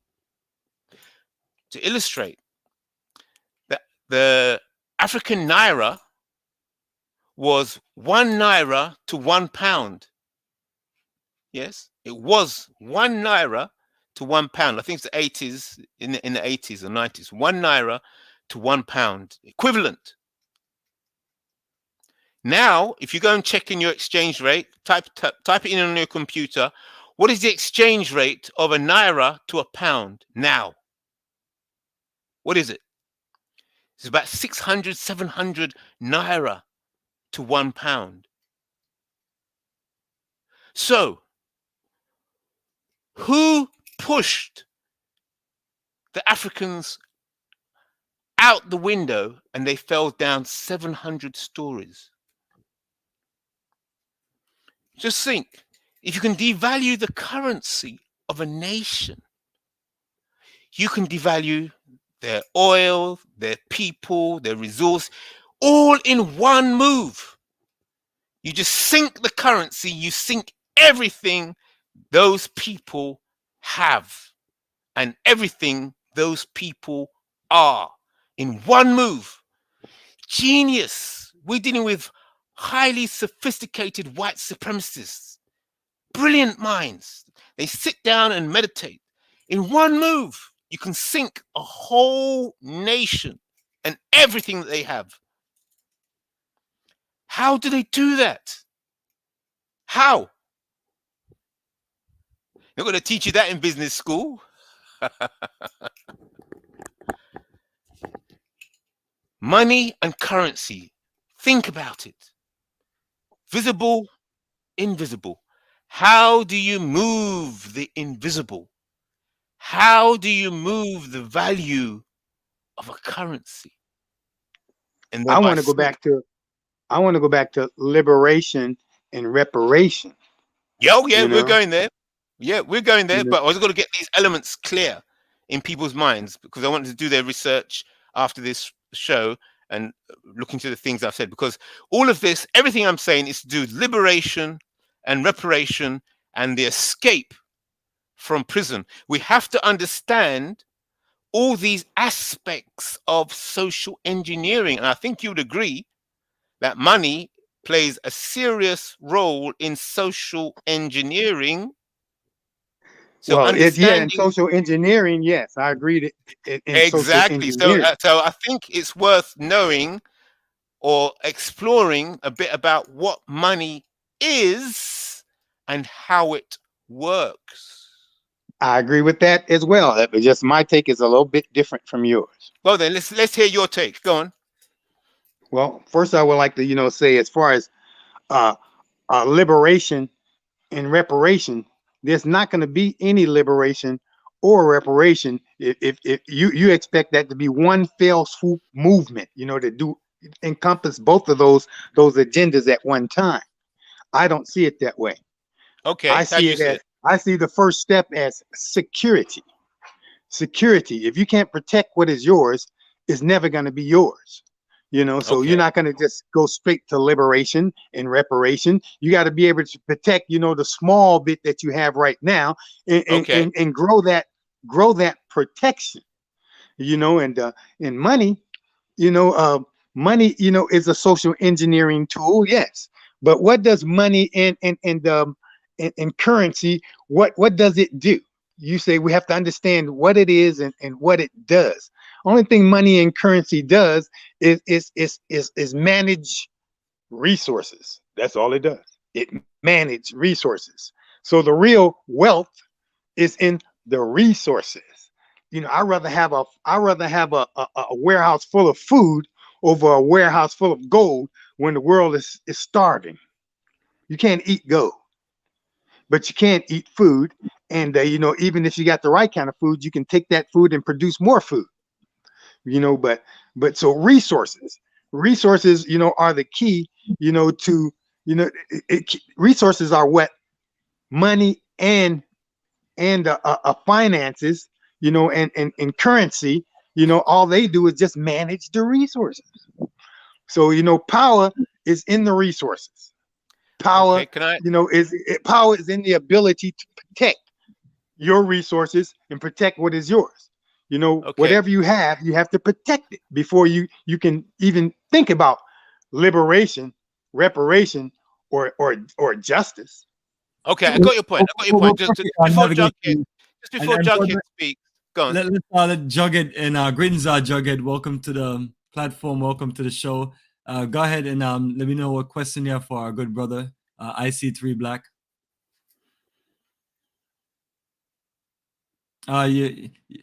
We can't hear you You're muted. You're muted.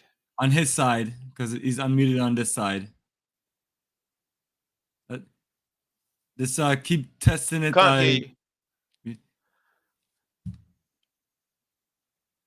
All right, Yeah. Jughead, go ahead and test your mic out, and then let me just let our brother respond to Navigate, and we'll get you Yeah. back. Okay. I'll respond to Navigate. Right. Navigate. You said that we have to look after what we have at the moment. Okay.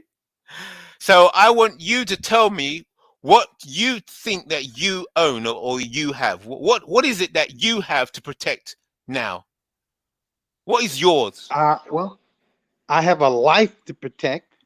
You know, I have the life of others, you know, with like minds to protect. You know, I have resources, you know, group resources, you know, that needs protection. You know, and you know, you have to, you know, protect, you know, the small what you have in order for it to grow. How If do you you can't protect them? How do you protect by them? any means necessary. You know, the Europeans, What you know, means do you have?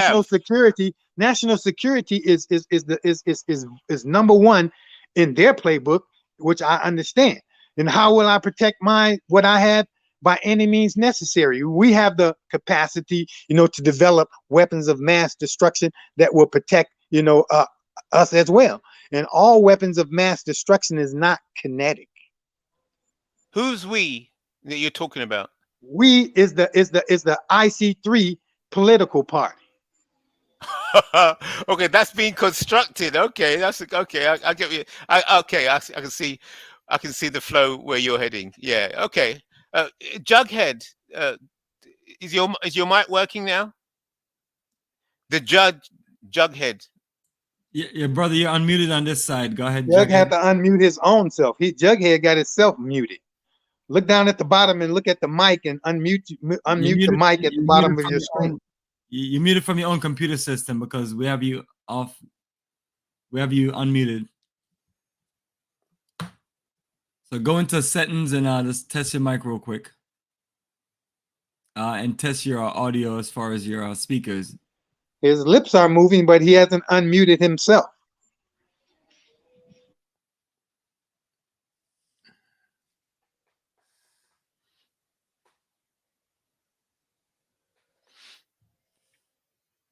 Jughead, just drop out the stream and just try to reconnect. But you got Yeah, both, do something like both that. you guys just go ahead and continue. And once he gets Yeah. good, we'll let him back in.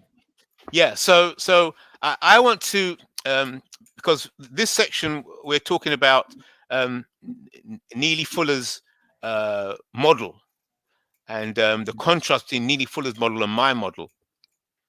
I want to focus on, see, once you have the correct principle, when you have the precise social engineering, the precise formula, the correct formula, yes, it is scalable. When you amplify it, it does not crash. When you use it, it doesn't crash.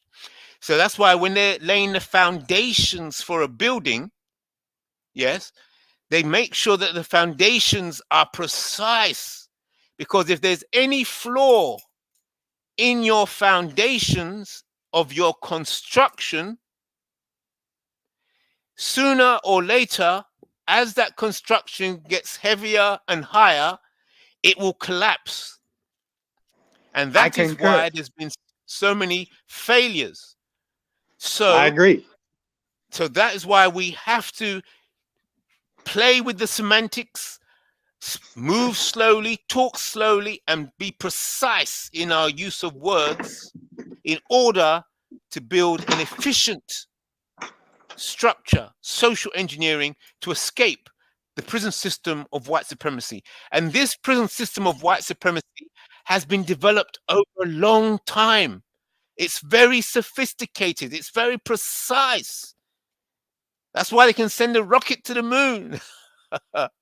You put things in the air, you know. The engineering is so fantastic. So the parole system has to be of equivalent, perfectly equivalent quality engineering, social engineering, to escape the system of white supremacy. It's going to require unheard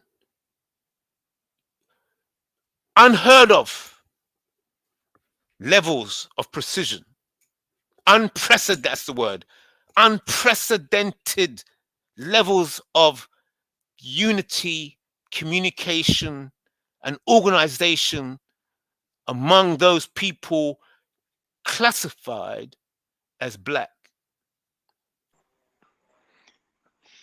Yes. And I say, you know, the codification in the operation is going to require overt and covert infiltration into the system of racism, white supremacy, to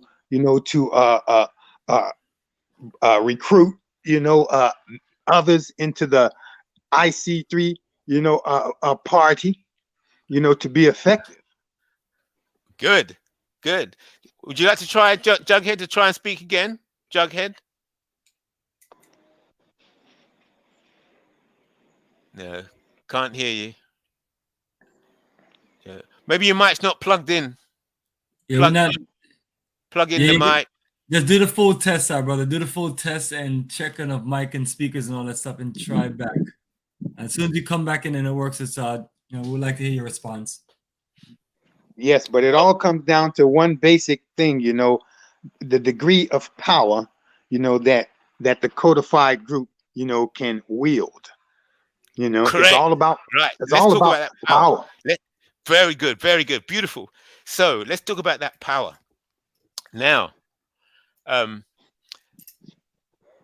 there are ancient texts, ancient wisdom, things that have lasted down through the centuries.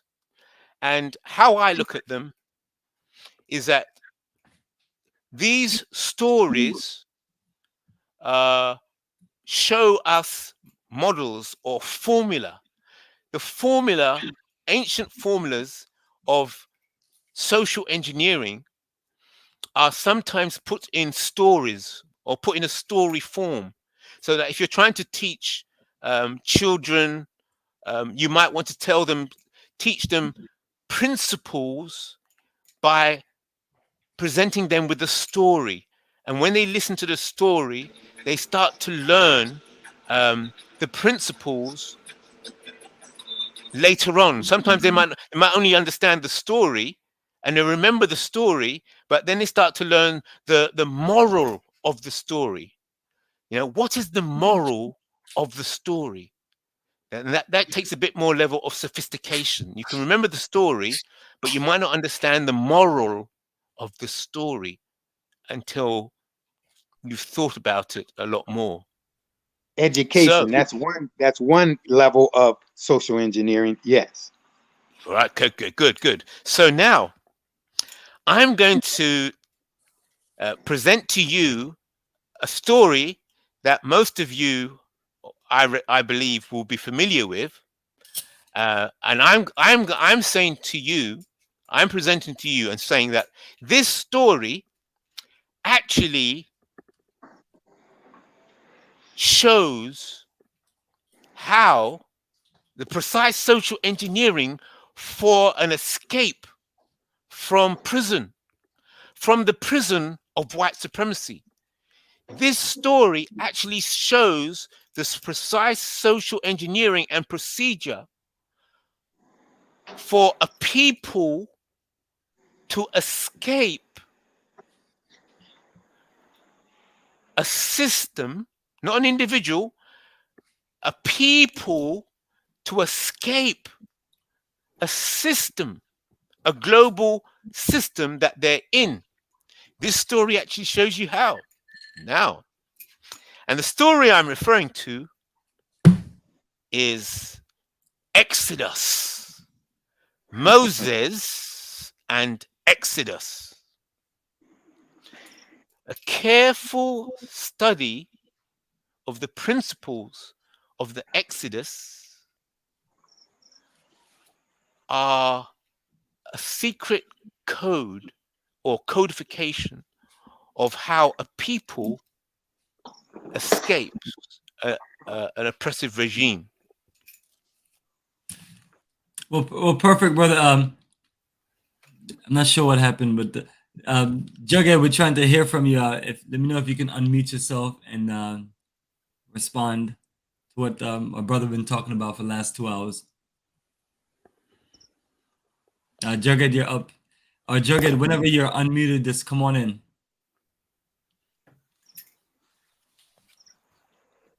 So Navigate, you want to respond to IC3 Black? Yes. You know, the social engineering of a story, and he was talking about the Exodus story. You know, I will listen to his take on that. You know, I have a take on that Exodus story as well. You know, but a story is just one form of social engineering. You know, one of the social engineering, is basically mind control. Yes. You know, you put it precisely. And social engineering is as old as Kemet, in ancient Egypt. You know, and one of one of the greatest tools for social engineering that the Europeans developed, was the gladiators, in the arenas of Rome, hyperbole and spectacles, was a great form of social engineering, in ancient Greece and Rome. Mm-hmm. You understand? Yes, that's right. So, so a spectacle, so all of these tools, hyperbolic rhetoric is a tool for mind control. All the pros use it. Rappers, preachers, teachers, hyperbole, is a powerful tool for mind control. So all of these tools, Black, the IC3, party, those that belongs to that party, all have the ability to wield these tools, just as well as anybody, if not better. That's right. 100%. That's right. Definitely. Let's see if we got Jughead clear now, and then you can just go ahead. Try again, Jughead.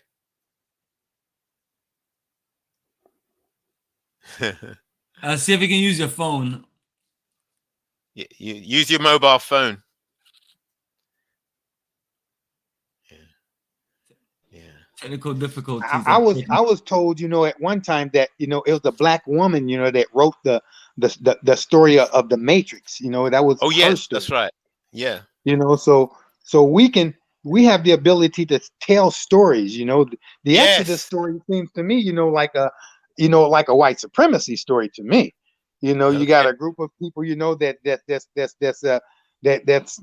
put in, a 40-year exile, so they can believe the same thing.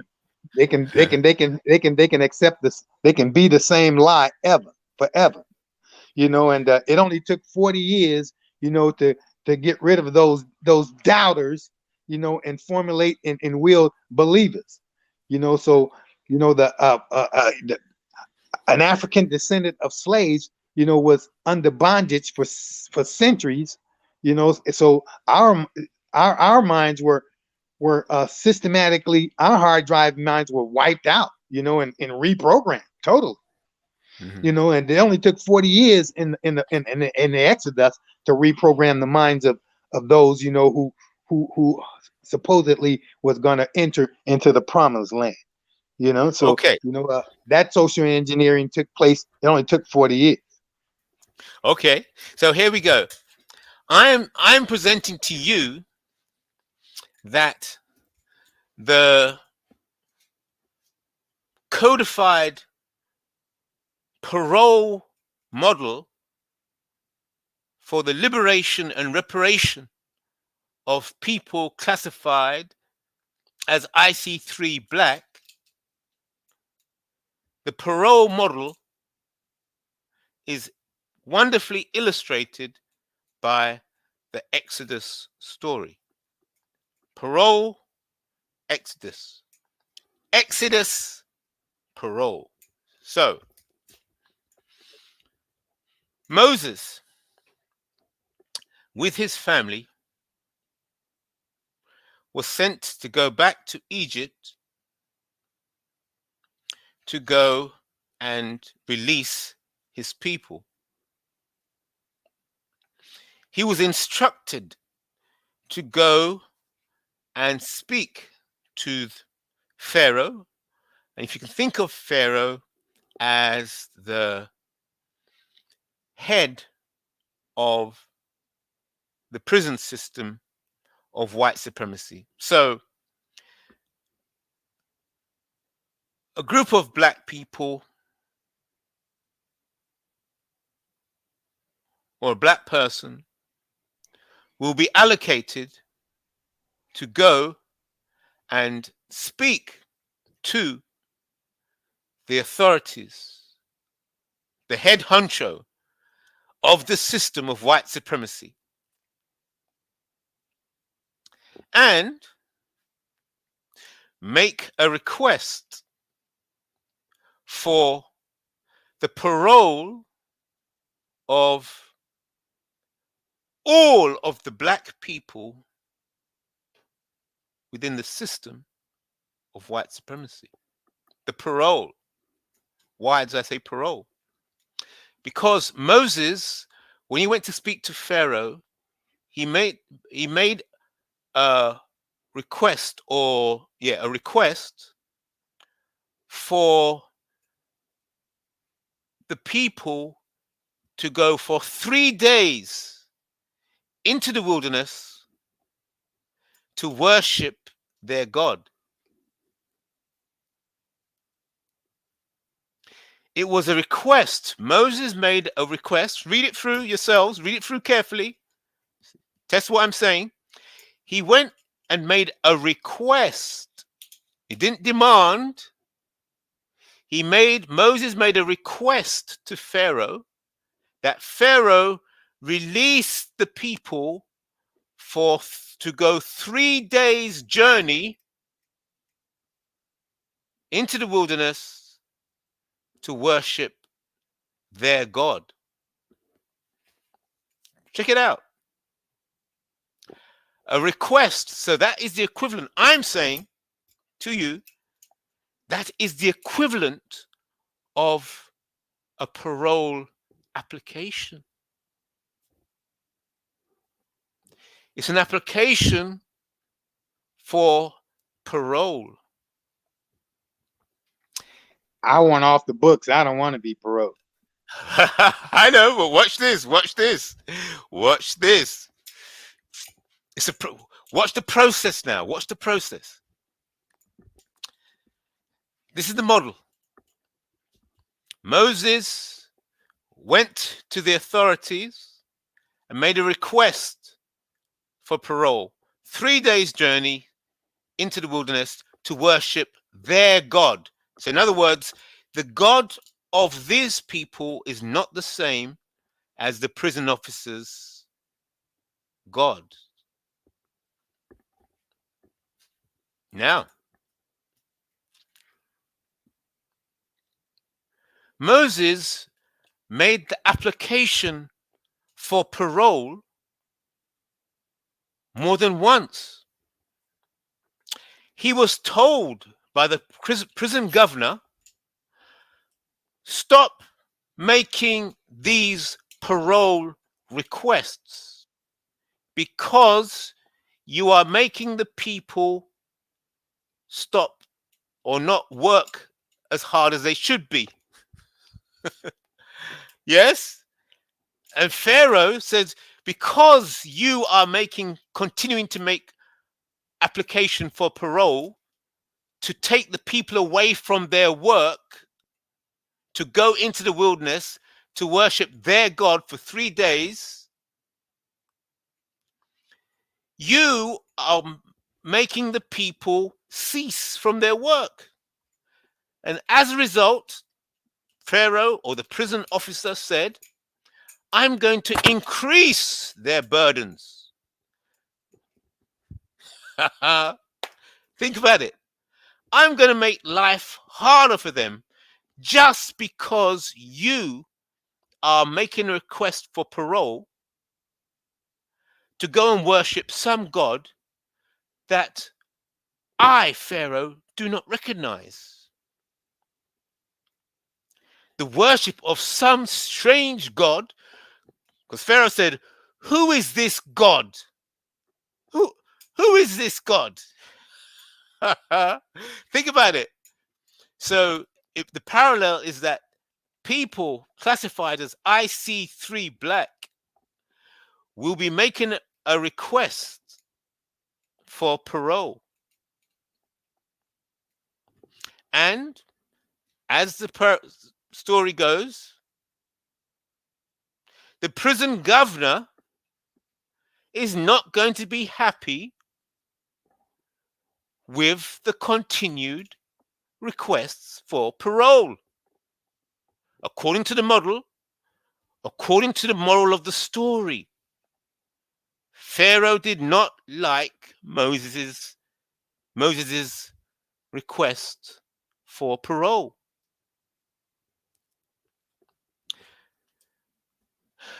So Moses came back again and said, look, I'm asking nicely for you, Pharaoh. Moses is asking nicely, making a request. I'm following the procedure. I'm asking you, Pharaoh, please to let us go free for just 3 days into the wilderness so that we may worship our God. I'm making an application. I'm making a request for parole, Pharaoh.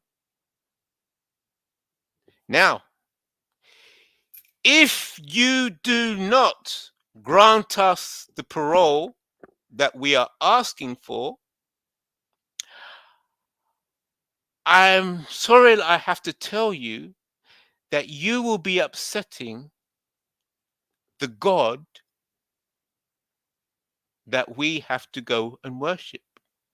So I'm only just asking you nicely, let us go 3 days into the wilderness to worship our God. Because if we don't do it and you don't let us go, you will be upsetting our God. This is an old story, and we all know this story. Exactly. And if you upset our God, it will result in plagues on Egypt. Now, if you let us go, I think you can avoid the plagues. I'm asking nicely. But if you don't let us go, you will feel the power of our God that you don't know about. I You will know this find out. story. I know this story. We know this story. That's right. So when, so the lesson is when. So don't forget, Moses, before he went to Pharaoh, he had to go to the elders of the people first to inform them that he's about to go to Pharaoh to make a request for all of us to get out of here. He went to the elders first. So that is what's taking place now. Yes? Before we go to speak to the white supremacists, I and us, we are doing due diligence of informing all of the Africans, people of Africa and of the African diaspora, the black Africans, the black people of the black diaspora. I am informing the IC3 people what is about to go down. Something very serious is about to go down. So I'm doing my due diligence to inform you, those people classified as IC3 black people, black African people, that something's about to go down. And that's the duty I have. So that is why I'm here, because things are going to get very heavy shortly. So do you understand how the Exodus story of Moses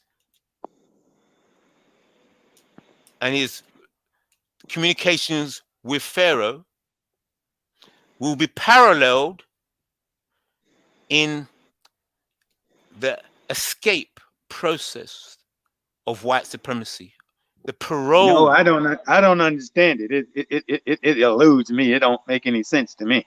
Okay. Which aspect does not make sense? None of it. The part about you're gonna suffer these plagues, or we got to go worship this God. We need 3 days of parole time. Which the parole was denied. I understand that part. Parole denied. Right. Good. I understand that part. But all that there spookism. I don't understand all of that. I'm more pragmatic. Beautiful. I like that. Very good. Spookism. Right. So this spookism, I addressed it earlier on when I spoke about money. I spoke about money and currency. Remember? I spoke about the difference between money and currency. I spoke about how money is the visible aspect. You can see it. But currency is the invisible. And the value is held in the currency. The value of money is held in the currency. Currency is invisible. Remember? I said earlier on, and money is the visible. How you move the visible is easy. You put it in crates, or you put it in a case, yes? Or you put it in a lorry, yeah? Moving the visible.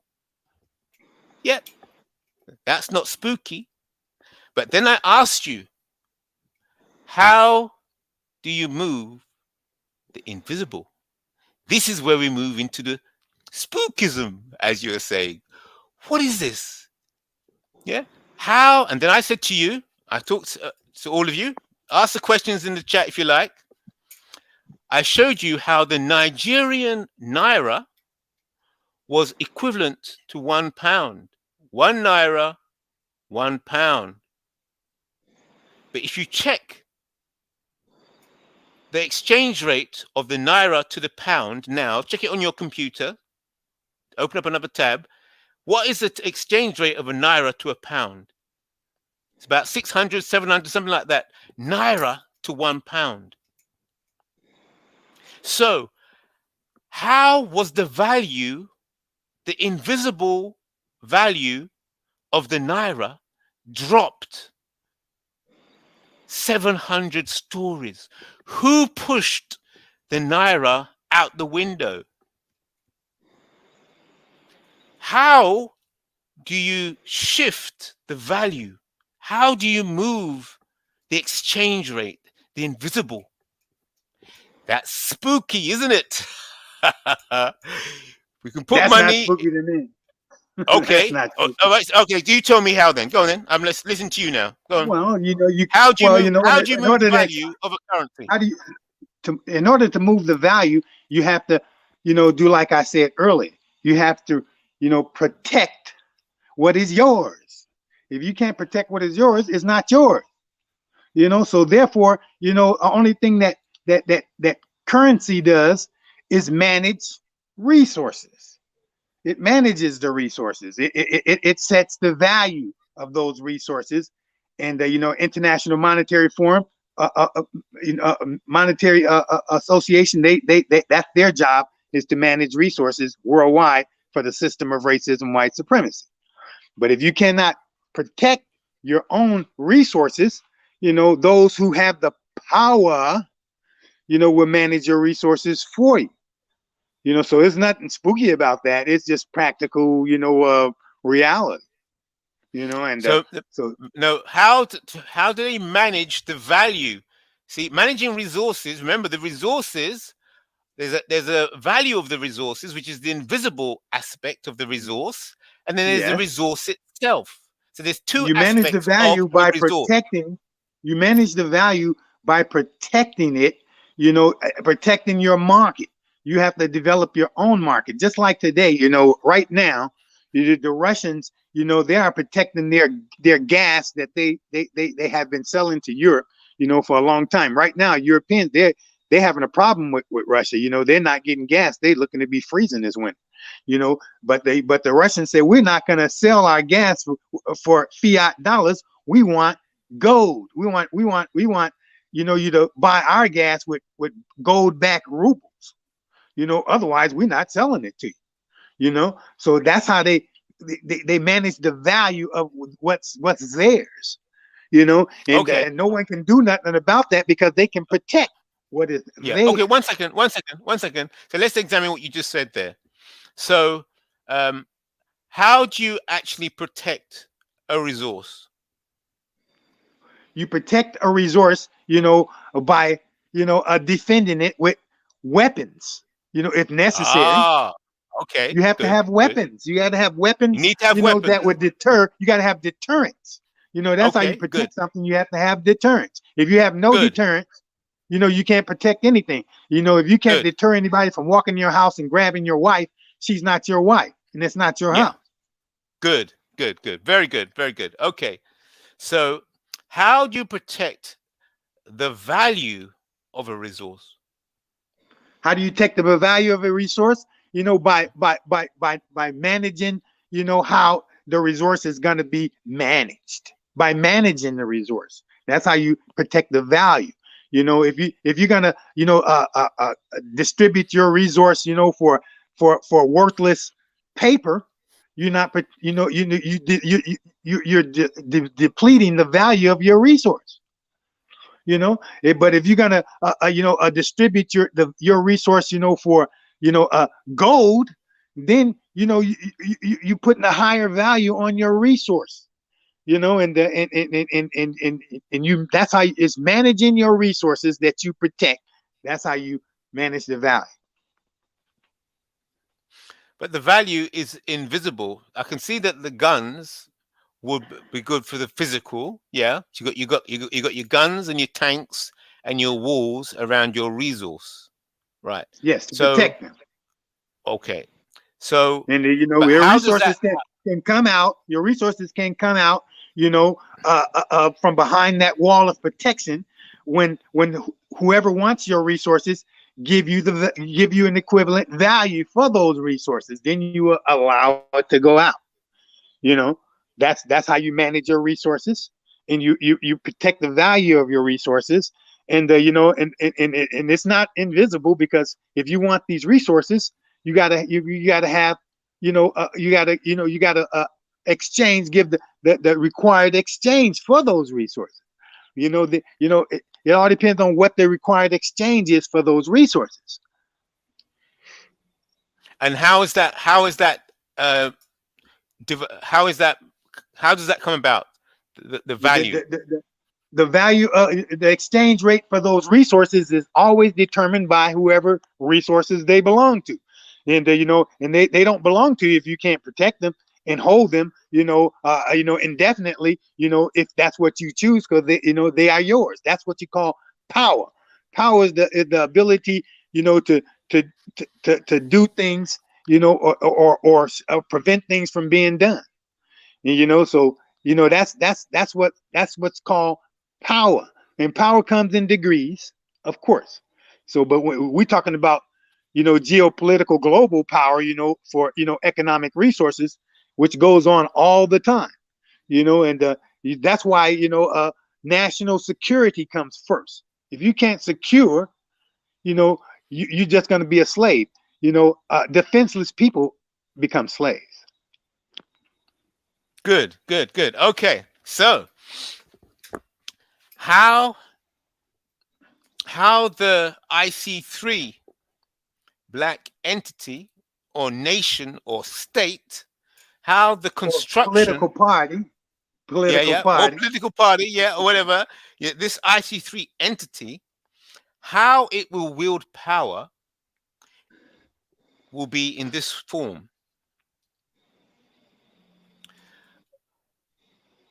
People classified as Black, who have identified as Black, wherever they are around the world, they will report on the activities that are taking place within their particular region. Regions could be North America, South America, different parts of Africa. They will report into central office, central IC3 Black office, what is taking place in their region. And this central IC3 Black office, which protects the individual identities of all the various ethnicities,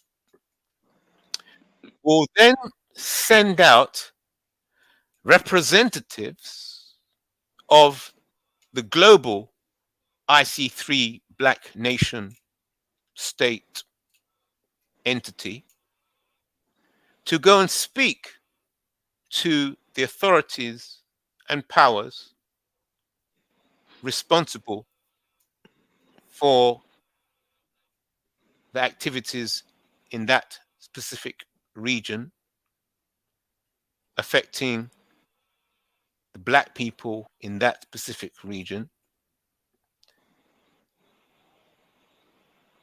and advise them to adjust the way they are relating to the Black people in that region, and if the white supremacist racists who are managing that section of the prison refuse to improve the way they are treating the Black people in that region department of the white prison of white supremacy, then the representatives of that region will report back to central office, and then sanctions black sanctions will then have to be imposed. And the unification of black people globally, I don't think it's a good idea to upset them, because I suspect that if black people, IC3 black people as a whole, apply or start to apply sanctions,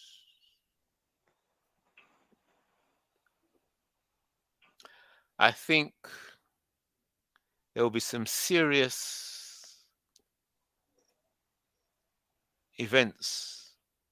What kind in of and around sanctions? this world. What kind of sanctions? Okay. Now, if we talk about sanctions, is it not true that a state, an entity, they sit in council? For example, if America wants to apply sanctions, how do they do it? Do they not I first know how have... they do it. I want to know how the IC3, will apply sanctions to those that deny their parole. That's what I want. Good. Oh, beautiful. I like the way you're on it. You're on it. Very good. Very good. Very good. So remember that. This conversation, we're dealing with precise social engineering, and we talked about parole, sanctions. Now, there's a codified way in which sanctions are decided and applied. There's a codified way in which parole is identified and processed. So we study the processes, understand the social engineering, understand the codification. Once you understand the construction, the social engineering, then you can use that knowledge, that system, to apply it yourself. There's rules. Once you understand the rules of the process of parole, once you understand the rules of the process of applying sanctions, you then look at what resources you have, what personnel you have, what organization you have, what unity you have, what connections you have, and then you look at all those things. A central council will look at all these options, and then they will apply sanctions in a way that they have decided is the most effective way. Sanctions can come in all different shapes and sizes and ways, as you well know. Yes? So America, if you take them as an example of how to apply sanctions, they have codified ways in which they decide the sanction process and how to apply the sanctions and to what degree to apply the sanctions. They sit down. They can do that. I understand Americans do that. They have full spectrum dominance. But what about the IC3 party or people? What kind of power do they have to apply any kind of sanctions on those, the white supremacy, who have full spectrum dominance? Okay, so you do understand that the system of white supremacy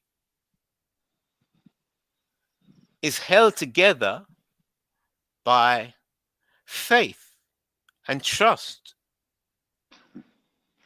Yes, And resources. when and when power. when faith and trust are diminished, then they have to resort to violence.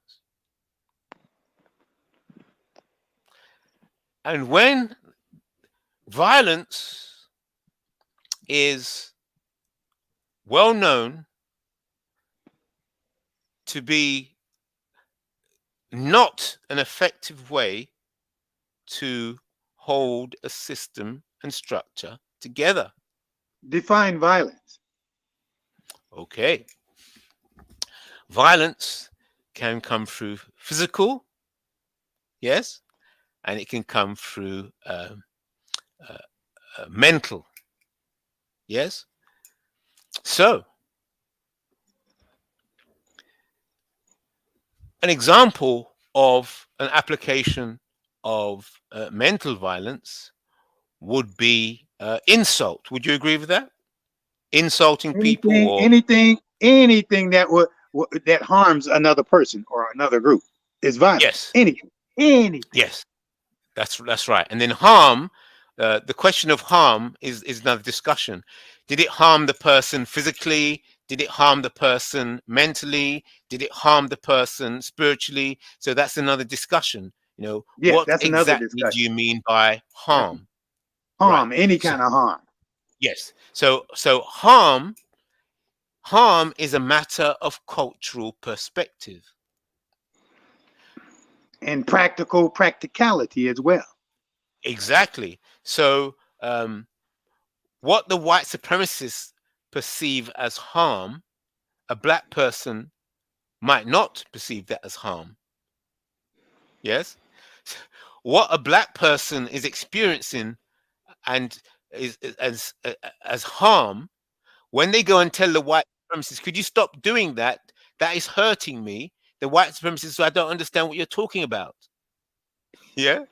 So the concept of harm is it depends on identity and the identity of the entity that it's Or that cause is. and effect. Cause and Pardon? effect. Cause and effect. Yeah, but no, but you got to understand what the decision of what is actually harm, what qualifies as harm, is a matter of cultural perspective. What black And cause people and see effect. as harm, white people do not see it as harm. So that word does not affect, is non-effective. If you They know say to what them, harm is. They no, know no, no, no, the no, way no, the no, no, system of racism, white no, no, no, supremacy no, no, no, no, no, has no. weaponized They do not listen. everything they No, touch. no, They know slow what it down. harm is. Slow it down. When you say they know what harm is, you made that statement. The They system of know. racism, white supremacy. The No, but system they of not. They racism, white no. supremacy They knows do what not. harm is. No. How do you know that their perception of what is harm is the same? Because they weaponize everything they touch. Everything has been weaponized. Yes, Consciously. but they can say that this is why I say it's a cultural perspective. They will say, we are doing this for the greater good. Yes, They're good. Yes, they will say that. But we don't have exactly. to So believe them. they're saying it's for the greater good, therefore to reduce harm. Yes. So they're To saying it's them, not harm. We're trying to help you. If you they're just lying. listen to us, we will help you. We are not trying to harm you. We're just trying to help you. Whilst you'll say, Sounds like the listen, we do Hegelian. not Sounds like. like the Hegelian dialectic to me. The Hegelian Exactly. dialectic. Problem, Yes. reaction, solution. They caused the problem just to get the IC3 people to react to that problem, and then they come up with a solution that only benefits them. Yes. So you can see that there's a clash. So all words have a different meaning based on the perspective of the person or the people that are using it. Just like in America, they had a word for any slave that was trying to escape, they had a word for it. That is, it was a mental illness. Why are you trying to escape? Yes. So you're sick in your head if you're trying to escape the plantation. If you're trying to Power escape. breeds power. Yes. Yeah. See. So the bottom line of all this, how I'm saying, the unification of people classified as black, the effective unification and connectivity of people classified as black will enable them to organize. Through the quality of their organization, then they will be able to effectively apply sanctions. Historically, that has not worked. That's right. Why? Because the organization and the level of organization has not been precise enough and not large enough. They neither had the quality or quantity of black African organization to enable there to be effective applications of sanctions globally. And the effective applications of black sanctions globally fits in with what I illustrated earlier on between Moses and the Exodus, Moses' communication with Pharaoh in the Exodus process. And the Exodus process is the same as black people applying to the white supremacists for parole. It's the same. Power concedes nothing, especially with just a request, Beautiful. But, power concedes nothing, Excellent. Especially with a request that, a request denied, Yes. Therefore, power breeds power. So Yes. therefore, I would say that the IC3 party, don't have to ask white supremacy for anything when they're too busy consolidating their power. And I consider, the enemy of my greater enemy is my temporary friend, because the destruction of the system of racism and white supremacy must be achieved by any means necessary. Okay. So very good point here. So let's explore that. Power. Now, when Moses was speaking to Pharaoh, he made a request for parole. He made a request. He says, could you please release the people to go 3 days journey into the wilderness to serve their God? And Pharaoh said, who is this God and why should I serve him? So therefore, this goes into what you're saying. It becomes into a power clash. It's a clash of the gods. That's what the power clash, basically, power challenging power is really power being wielded in this magical world, as you're saying, in the invisible world. Power is invisible. Yes. So therefore, it's a clash of the gods. It's going to be the god of white supremacy. The god, yes. Huh? Yeah. So we all better get on our knees another and start god. praying. Versus another god that they don't know.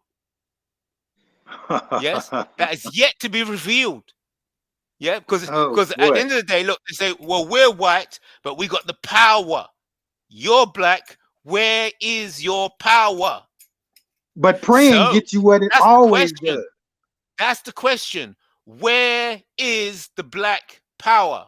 It's not in praying, because praying has got black people. Exactly. You're correct. It always has got black people. Absolutely nothing. Correct. Unless you are catering to your mental and emotional masturbation addiction just to feel better, praying to make you feel better.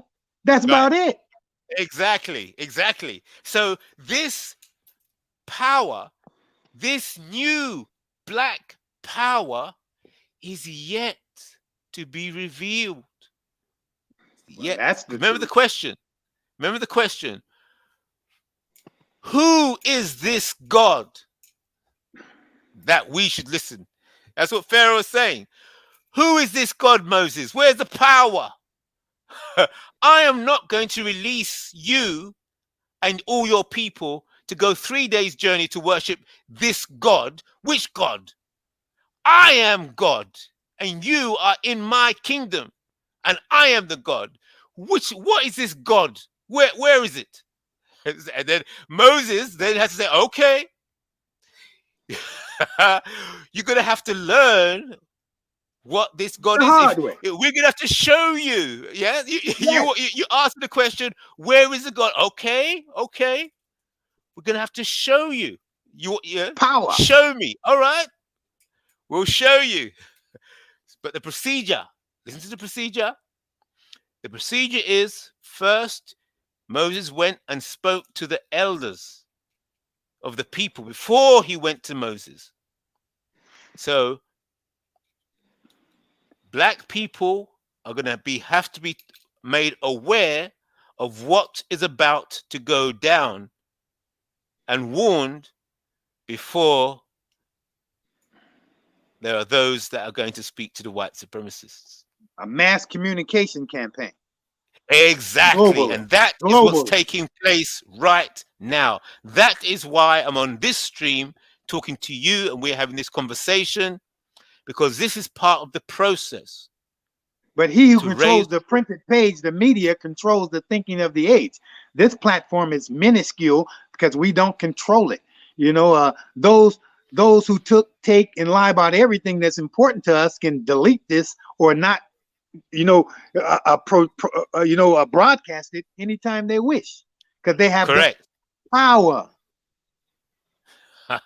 Now, the first demonstration of this power is that you will witness how the presentation of the idea of IC3 Black, you will see and witness the power of this message.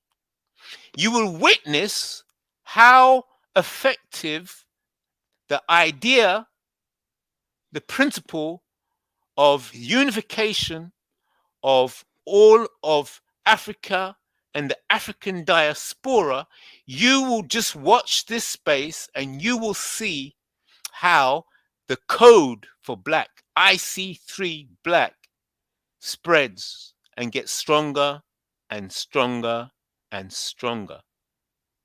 All right, I want to see this. That's right. That's what you'll see it. So that's the presentation. Any other questions in the chat, or anybody else that has any more questions? But you will see the manifestation of black power as never seen before in the codification and the social engineering of IC3 identity. More power, black power. I want to see it. I'm looking forward to seeing it. Okay, that's right. So can we have some more dealing with the identity questions, turning it up, making people think? The question of the day, could we have some yeses and some nos in the chat? How many of you in the chat, please type yes, if you believe that a white person born in Africa with a passport is an African. Is a white person born in Africa with African citizenship, is that person an African? If you believe that white person is an African, type yes in the chat. So I got it all set for you, and Oh yes. while we're waiting for your response, I really appreciate you taking the time out. Let me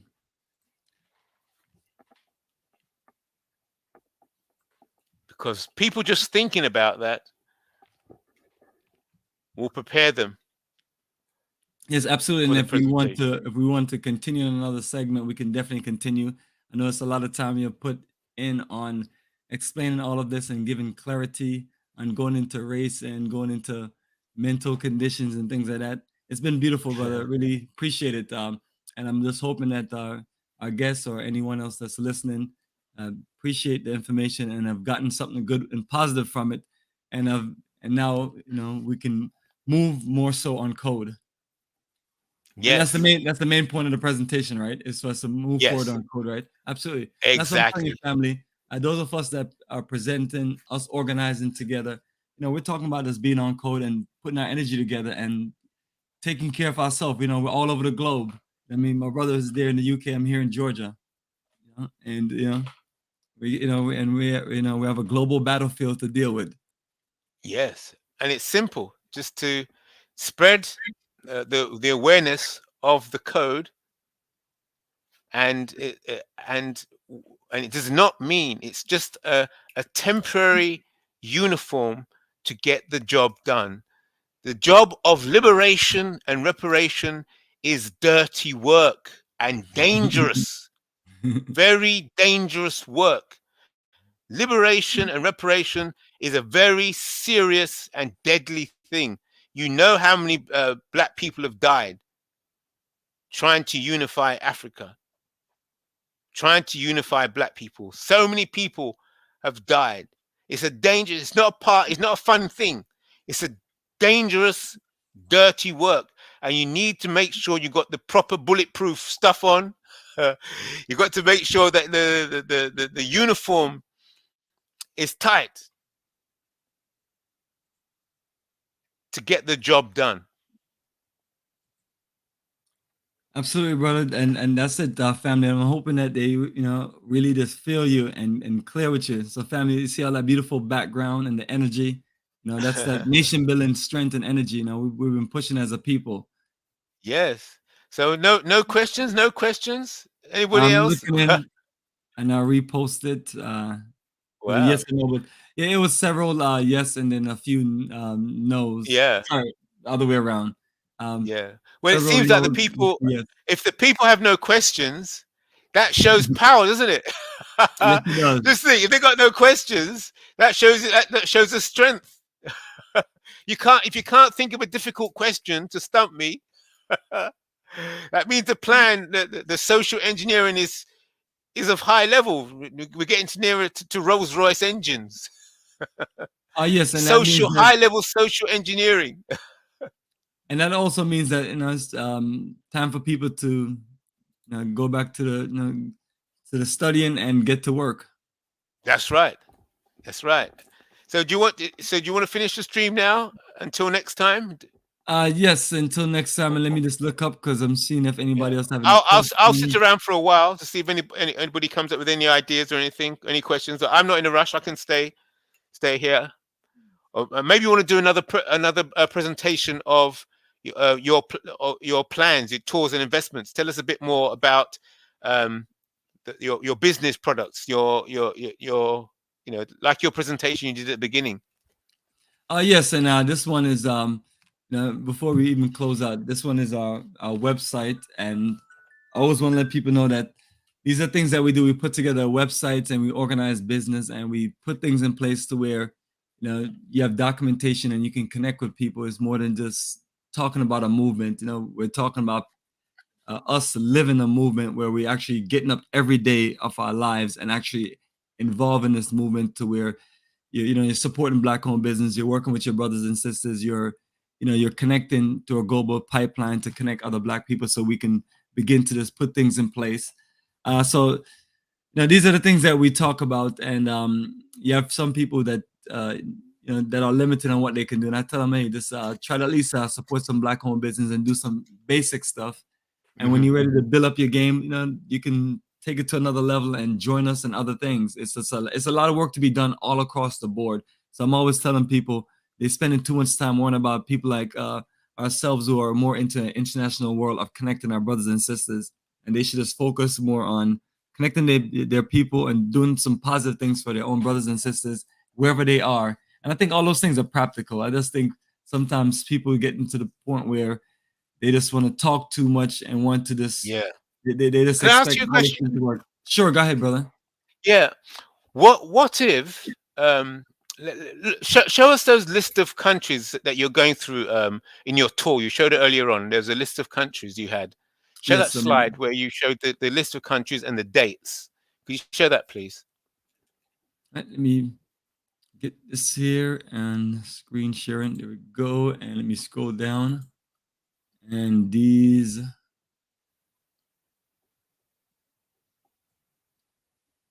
And this is from the website instead of the flyer. And these are the dates and details of our journeys. So let's go from the first one. Is say Tanzania? Is that the first one? That's the next journey that we're doing coming up. Yeah. So look, you see, you've got Tanzania, you've got Ghana, you've got Senegal, you've got Ghana again, Liberia, Tanzania, South Africa, you've got Rwanda. So think about this.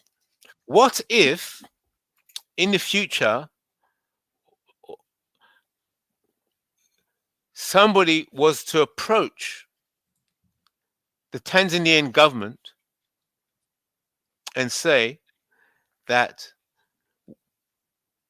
we are constructing a global Black entity. We are constructing a global Black nation. We are constructing a global Black state. And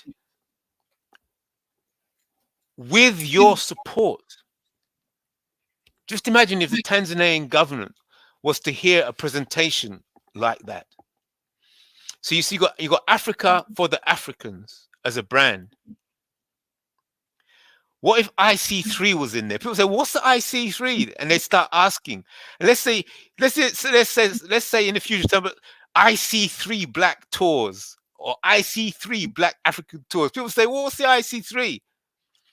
And then people will start to be aware of this unifying identity that still conserves all of the ethnic identities.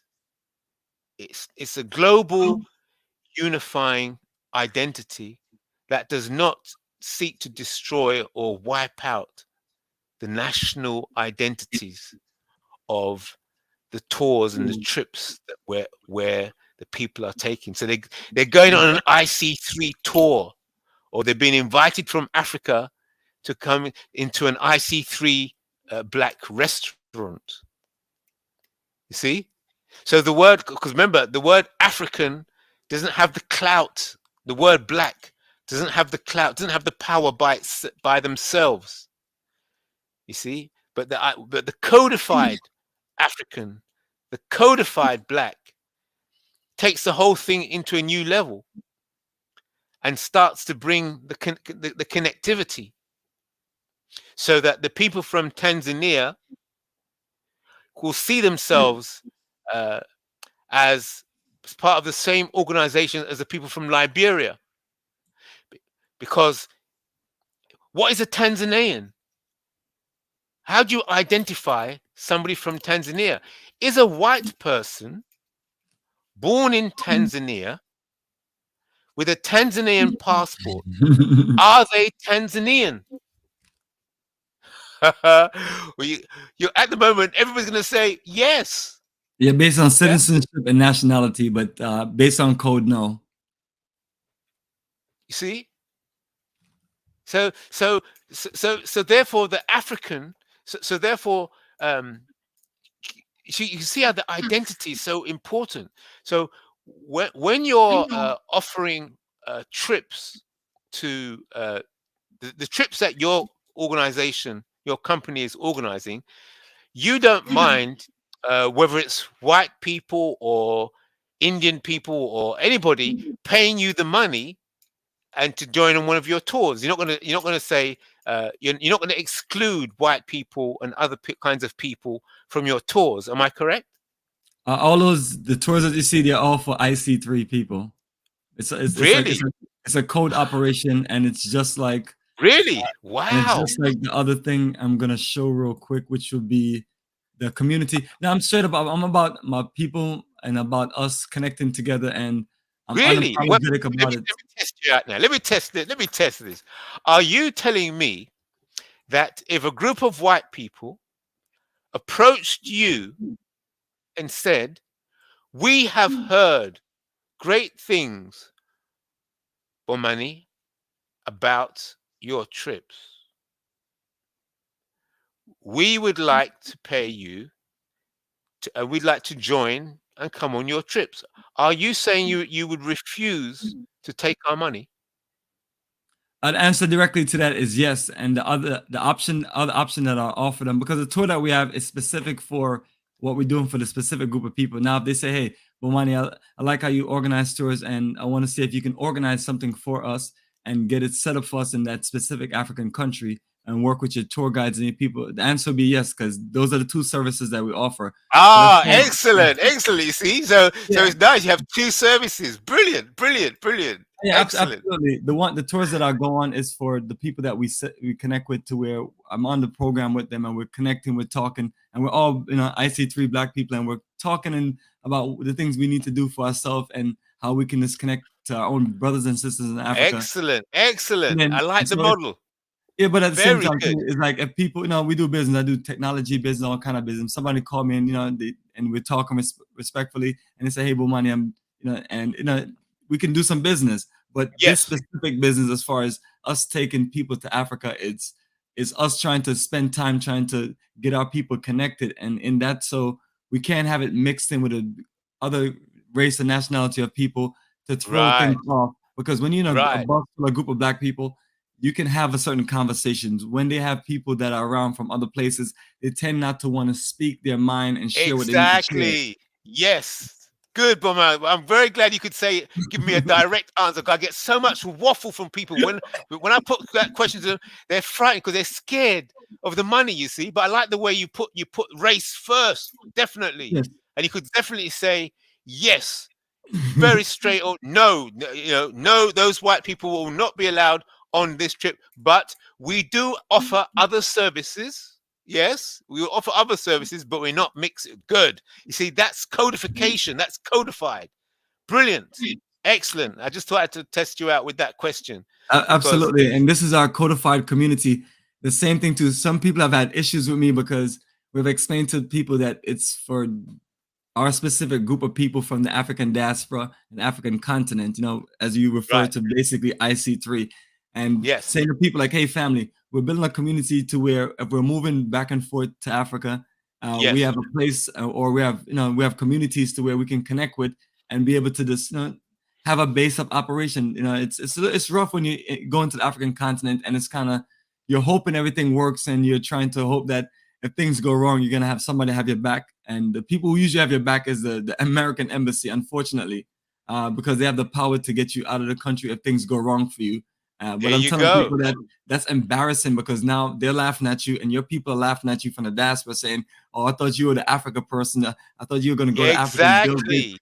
And it's embarrassing. I've seen friends come back and they are ashamed. I tell them, I was like, family, you did a pioneer mission, and it didn't work out as you needed to work out. But that's why we have to get on code, and we have to get organized to where we're moving in strength in numbers. And we have a Yes. better way to connect with our people, because individually you go into a different country, they're gonna, for the most part, you may run into the wrong hands and get taken advantage of, which happens all the time and a lot. So that's what I'm Yes. telling people: stay on code and let's connect, and let's build a better way to where we can work more with our other Black people across the planet. Yes, that's right. And how do you address the mixed race question? That's always a good one.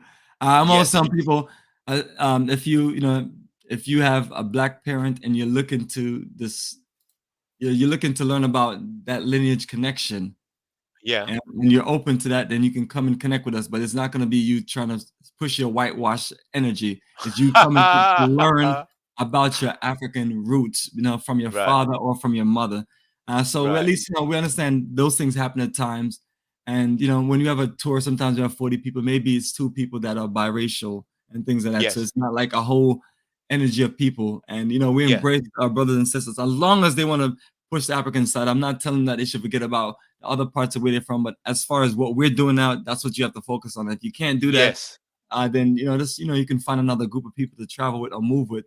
But we're Yes. pushing Africa for the Africans, to push out African roots, and also just representing the energy to let our brothers and sisters know that you want to see black men with black women, and you want to push that dynamics, whether they're from America, Africa, or different parts of the black world, as long as they're staying on code. And that's what we want people to understand in this presentation, brother, that I really appreciate that you took so much time out to break down the science, because a lot of times the science of the situation, the history, the connection, the past, the future, the present is not always aligned in presentation. And that's what I like to do, you know, when I explain these things to people, that we talk about countries like China and all of different parts of Asia.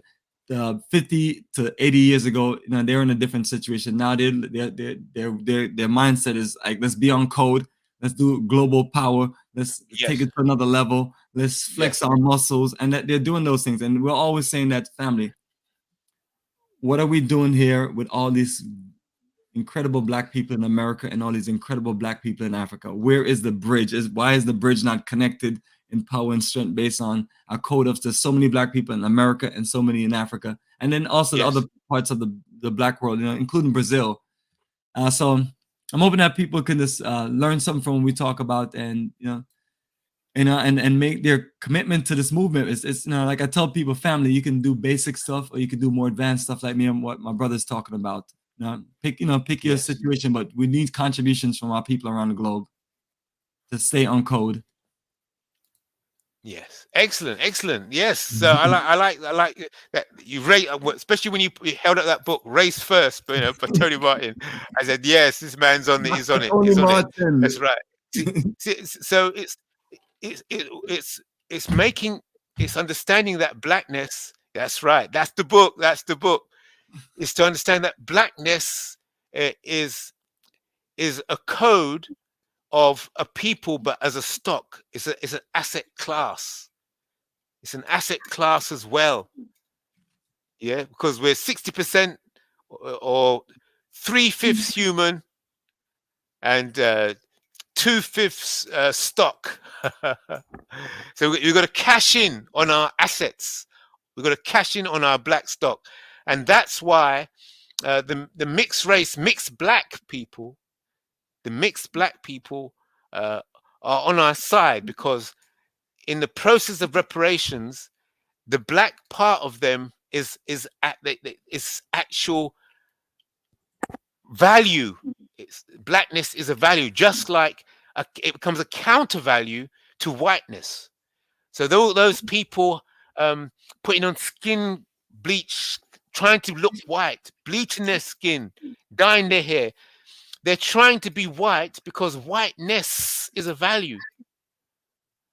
But when we make blackness a value through codification, through IC3 codification, when blackness becomes a value through reparatory justice, then it starts to counter that force, the force of white supremacy. So it's brilliant. Yeah, so that's why I just wanted to ask you some questions about, you know, the business and how you plan your tours and yeah, excellent. So if that's all, till next time, I'll be back again next time if somebody comes up with more questions. I'm happy to do the presentation again, and as I keep doing the presentation, more and more people will come, because it was stronger this time. It was the same presentation that I gave last time, but this time the feedback was a lot stronger and the questions were tougher. So I hope you'll organize for us to have another session, and I'll make the same presentation, and maybe the questions will be even stronger next time. Yes, a lot of times we do things on prime time or just late at night, so there's more people available just after work here in the US. But at the same time too, we did have a good amount of people to just join us, and once again, family, just really appreciate everyone connecting with us. Greetings, my good brother Bobcat Traction. He's saying that you look like somebody we know in Ghana. It shows our connection of how And then my good brother right here just talking about how proud he is of being this, who he is, IC3 Black.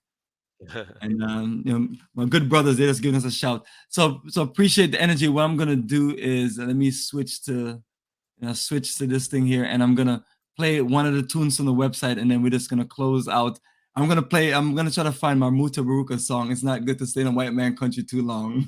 Okay. If you could just hang with me until for that song. Yeah. I'll be in the background listening. Thank you. It's been great. Oh, absolutely, brother. Absolutely, that will work. All right, so family, we're gonna switch over back to the website. And here we go. And play some outgoing music and from our website, africafortheafricans.org, and enjoy the slideshow and enjoy the energy from the site. And you're gonna find some good music here for us. And Mutaburuka is ready to drop it. We get a lot of problems when we say this one, because this one is very significant. Because a lot of people leave their country and go to a next man country and feel that things would be better when they reach that country, and find out that things is worse when they reach that country. So listen to this.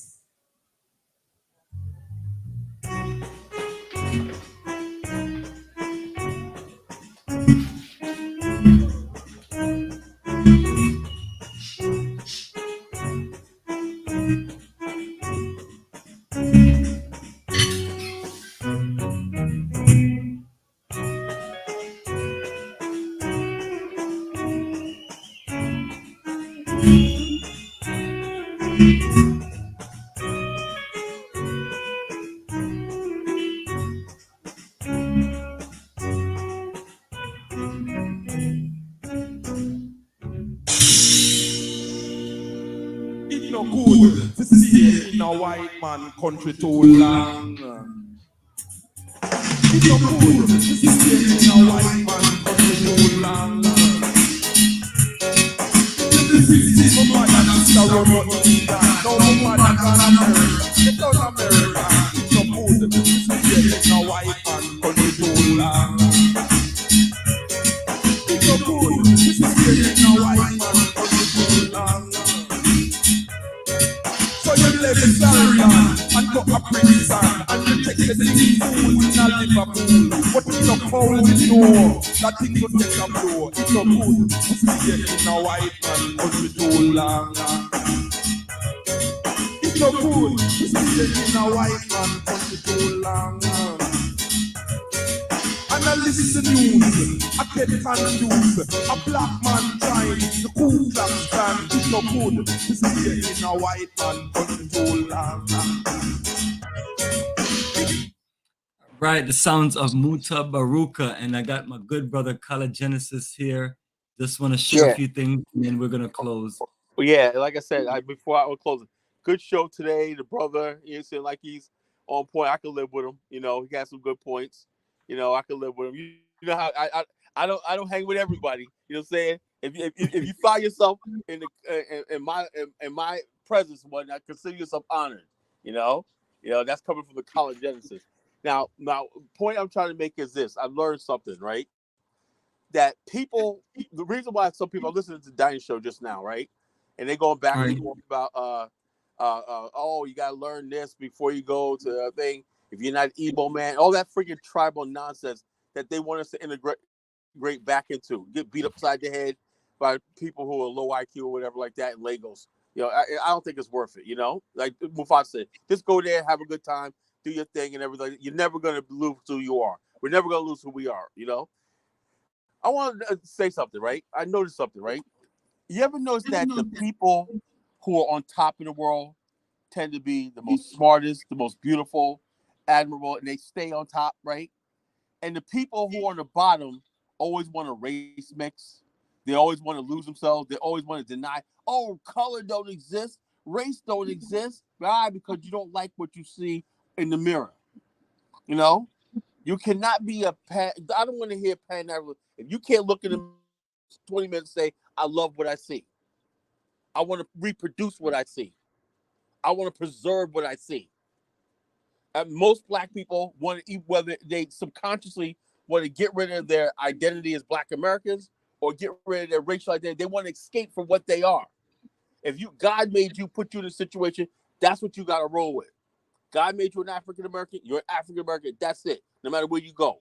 God made you a Black man, you're a Black man. You marry Black women, produce Black children. Too many people I'm finding this movement are trying to escape. They're trying to find themselves. And this is how we end up losing. Because the white people are code, they love being who they are. They Japanese, Asians, they love who they are. They're not trying to mix. They're not trying to destroy their race. They're not trying to seek and find themselves. What is it about us that we can't just say we're Black, that's it? If you're not Black, and then say, look, if you're not Black, you're not African. As simple as that. There's no more debate about it. The African Union, I call it African Union, right? They basically changing the definition of African to include anybody. Right. So it doesn't. So basically, we don't even have an identity anymore. And like I said the other day, man, I said it's one thing to take all our wealth, enslave us, and everything, but goddamn, you're gonna take our pain from us too. We don't have access to our own pain and suffering. We don't have a place of refuge. Now, when you talk about African, I gotta look at a friggin' blonde. I gotta look at some dried up cracker devil on the beaches of Gambia talking about, oh, I'm African now too and whatnot, And we're supposed to just accept that. That's because we're a conquered race. You accept what they tell you to accept. You can't go to China or these countries and call yourself a Chinese, even if you were born there. We're conquered, and we let people conquer us, right? Because of our own self-hate. Instead of saying, yo, look, Africa for Africans, Africa for the Black man, I'll die for that, And like I always say, look, if I go to a country, you don't want me there, that's fine. The Black man who has his racial identity, that's us. And that's what this is all about, Brother Money, right? The Black man in the West, our identity is race, right? The Yorubas and all these other people in Africa don't see themselves as race. And a lot of fake Pan-Africans want us to lose this racial identity. You can't take 18 generations of being programmed to think yourself as a Black man, and suddenly you're going to be this new, this idiot navigate talking about, oh, I accept them as one of us and all stuff like that. He's living in Ghana, preaching this kumbaya shit with white people. This is what I'm talking about. I do still like when, look, let me tell you something. When people start attacking the college Genesis, right?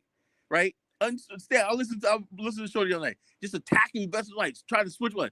This Negro had the nerve to call me a Negro pig. Why he just like, man, I be love the white folks. They're allies. And the bottom line, when people attack the college Genesis, beware. Don't trust nobody. I'm not saying I'm above criticism. When people come after collar real strong, there's an ulterior motive always. And I saw that on the show today. And I'm not saying nothing. Navigate freely is a bad guy, but he needs to be tamed. He needs to be checked. He needs to be put in line. He needs to get his Black sense back. Because he lost his African mind. Talk about white people. I could be our ally. Allies of what, Negro? Yes, Kala, and it's serious talk, man. But Kala, if you and I want to continue on tonight, we can continue on fresh and get into it, and you can speak your mind. I'll get busy tonight, man. But if you want to rock Friday night or Saturday night, I'm up, man. I'm ready. I know these people want to come at me so we can rumble. Okay, that's perfect. So, I text you a topic. You did text back, so I'll modify that and we'll work on something. My brother, appreciate your input. And all right, brother, take care, brother. Money. Get us keep up the good work, brother. Well, appreciate the energy, man. You know how we do it, man. We're gonna build this energy and we're gonna keep this movement strong because we're real about what we're talking about. We can't speak for all these other people out there running their mouth, but we're real about what we're doing and we're showing proof and we're connecting and networking with a lot of people. That's we're building a great powerhouse. All right, so family. Good to stay in a white man country too long. It's no good to stay in a white man country too long. If you're white, it's alright. If you're brown, stick around. If you're black, get back. You better attack. It's no good to stay in a white man country too long. It no good to stay in a white man country too long. Now the fire a go burn, the blood a run. A time Big Ben really tumble down. And Tash say, him a go burn a chalice. Well me say, him should have burn down the palace. It no good to stay in a white man country too long. It no good to stay in a white man country too long. Hear why? You there, you say, hey sir. When you go there, you say a cup of tea please. It no good to stay in a white man country too long. It no good to stay in a white man country too long.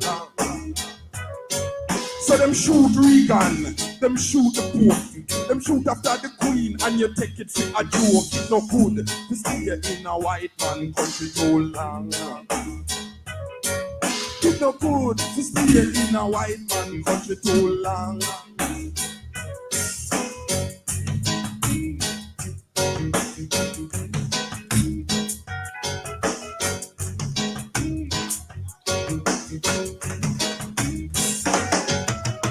Fire a go burn, the blood a run. A time Big Ben really tumble down. And Peter just say, him a go burn a chalice. Well me say, him should have burned down the palace. It's no good to stay in a white man country too long. It's no good to stay in a white man country too long. Hear why? When you're there, you say, hey sir. When you go there, you say, I might be late. It's not good to stay in a white man country too long.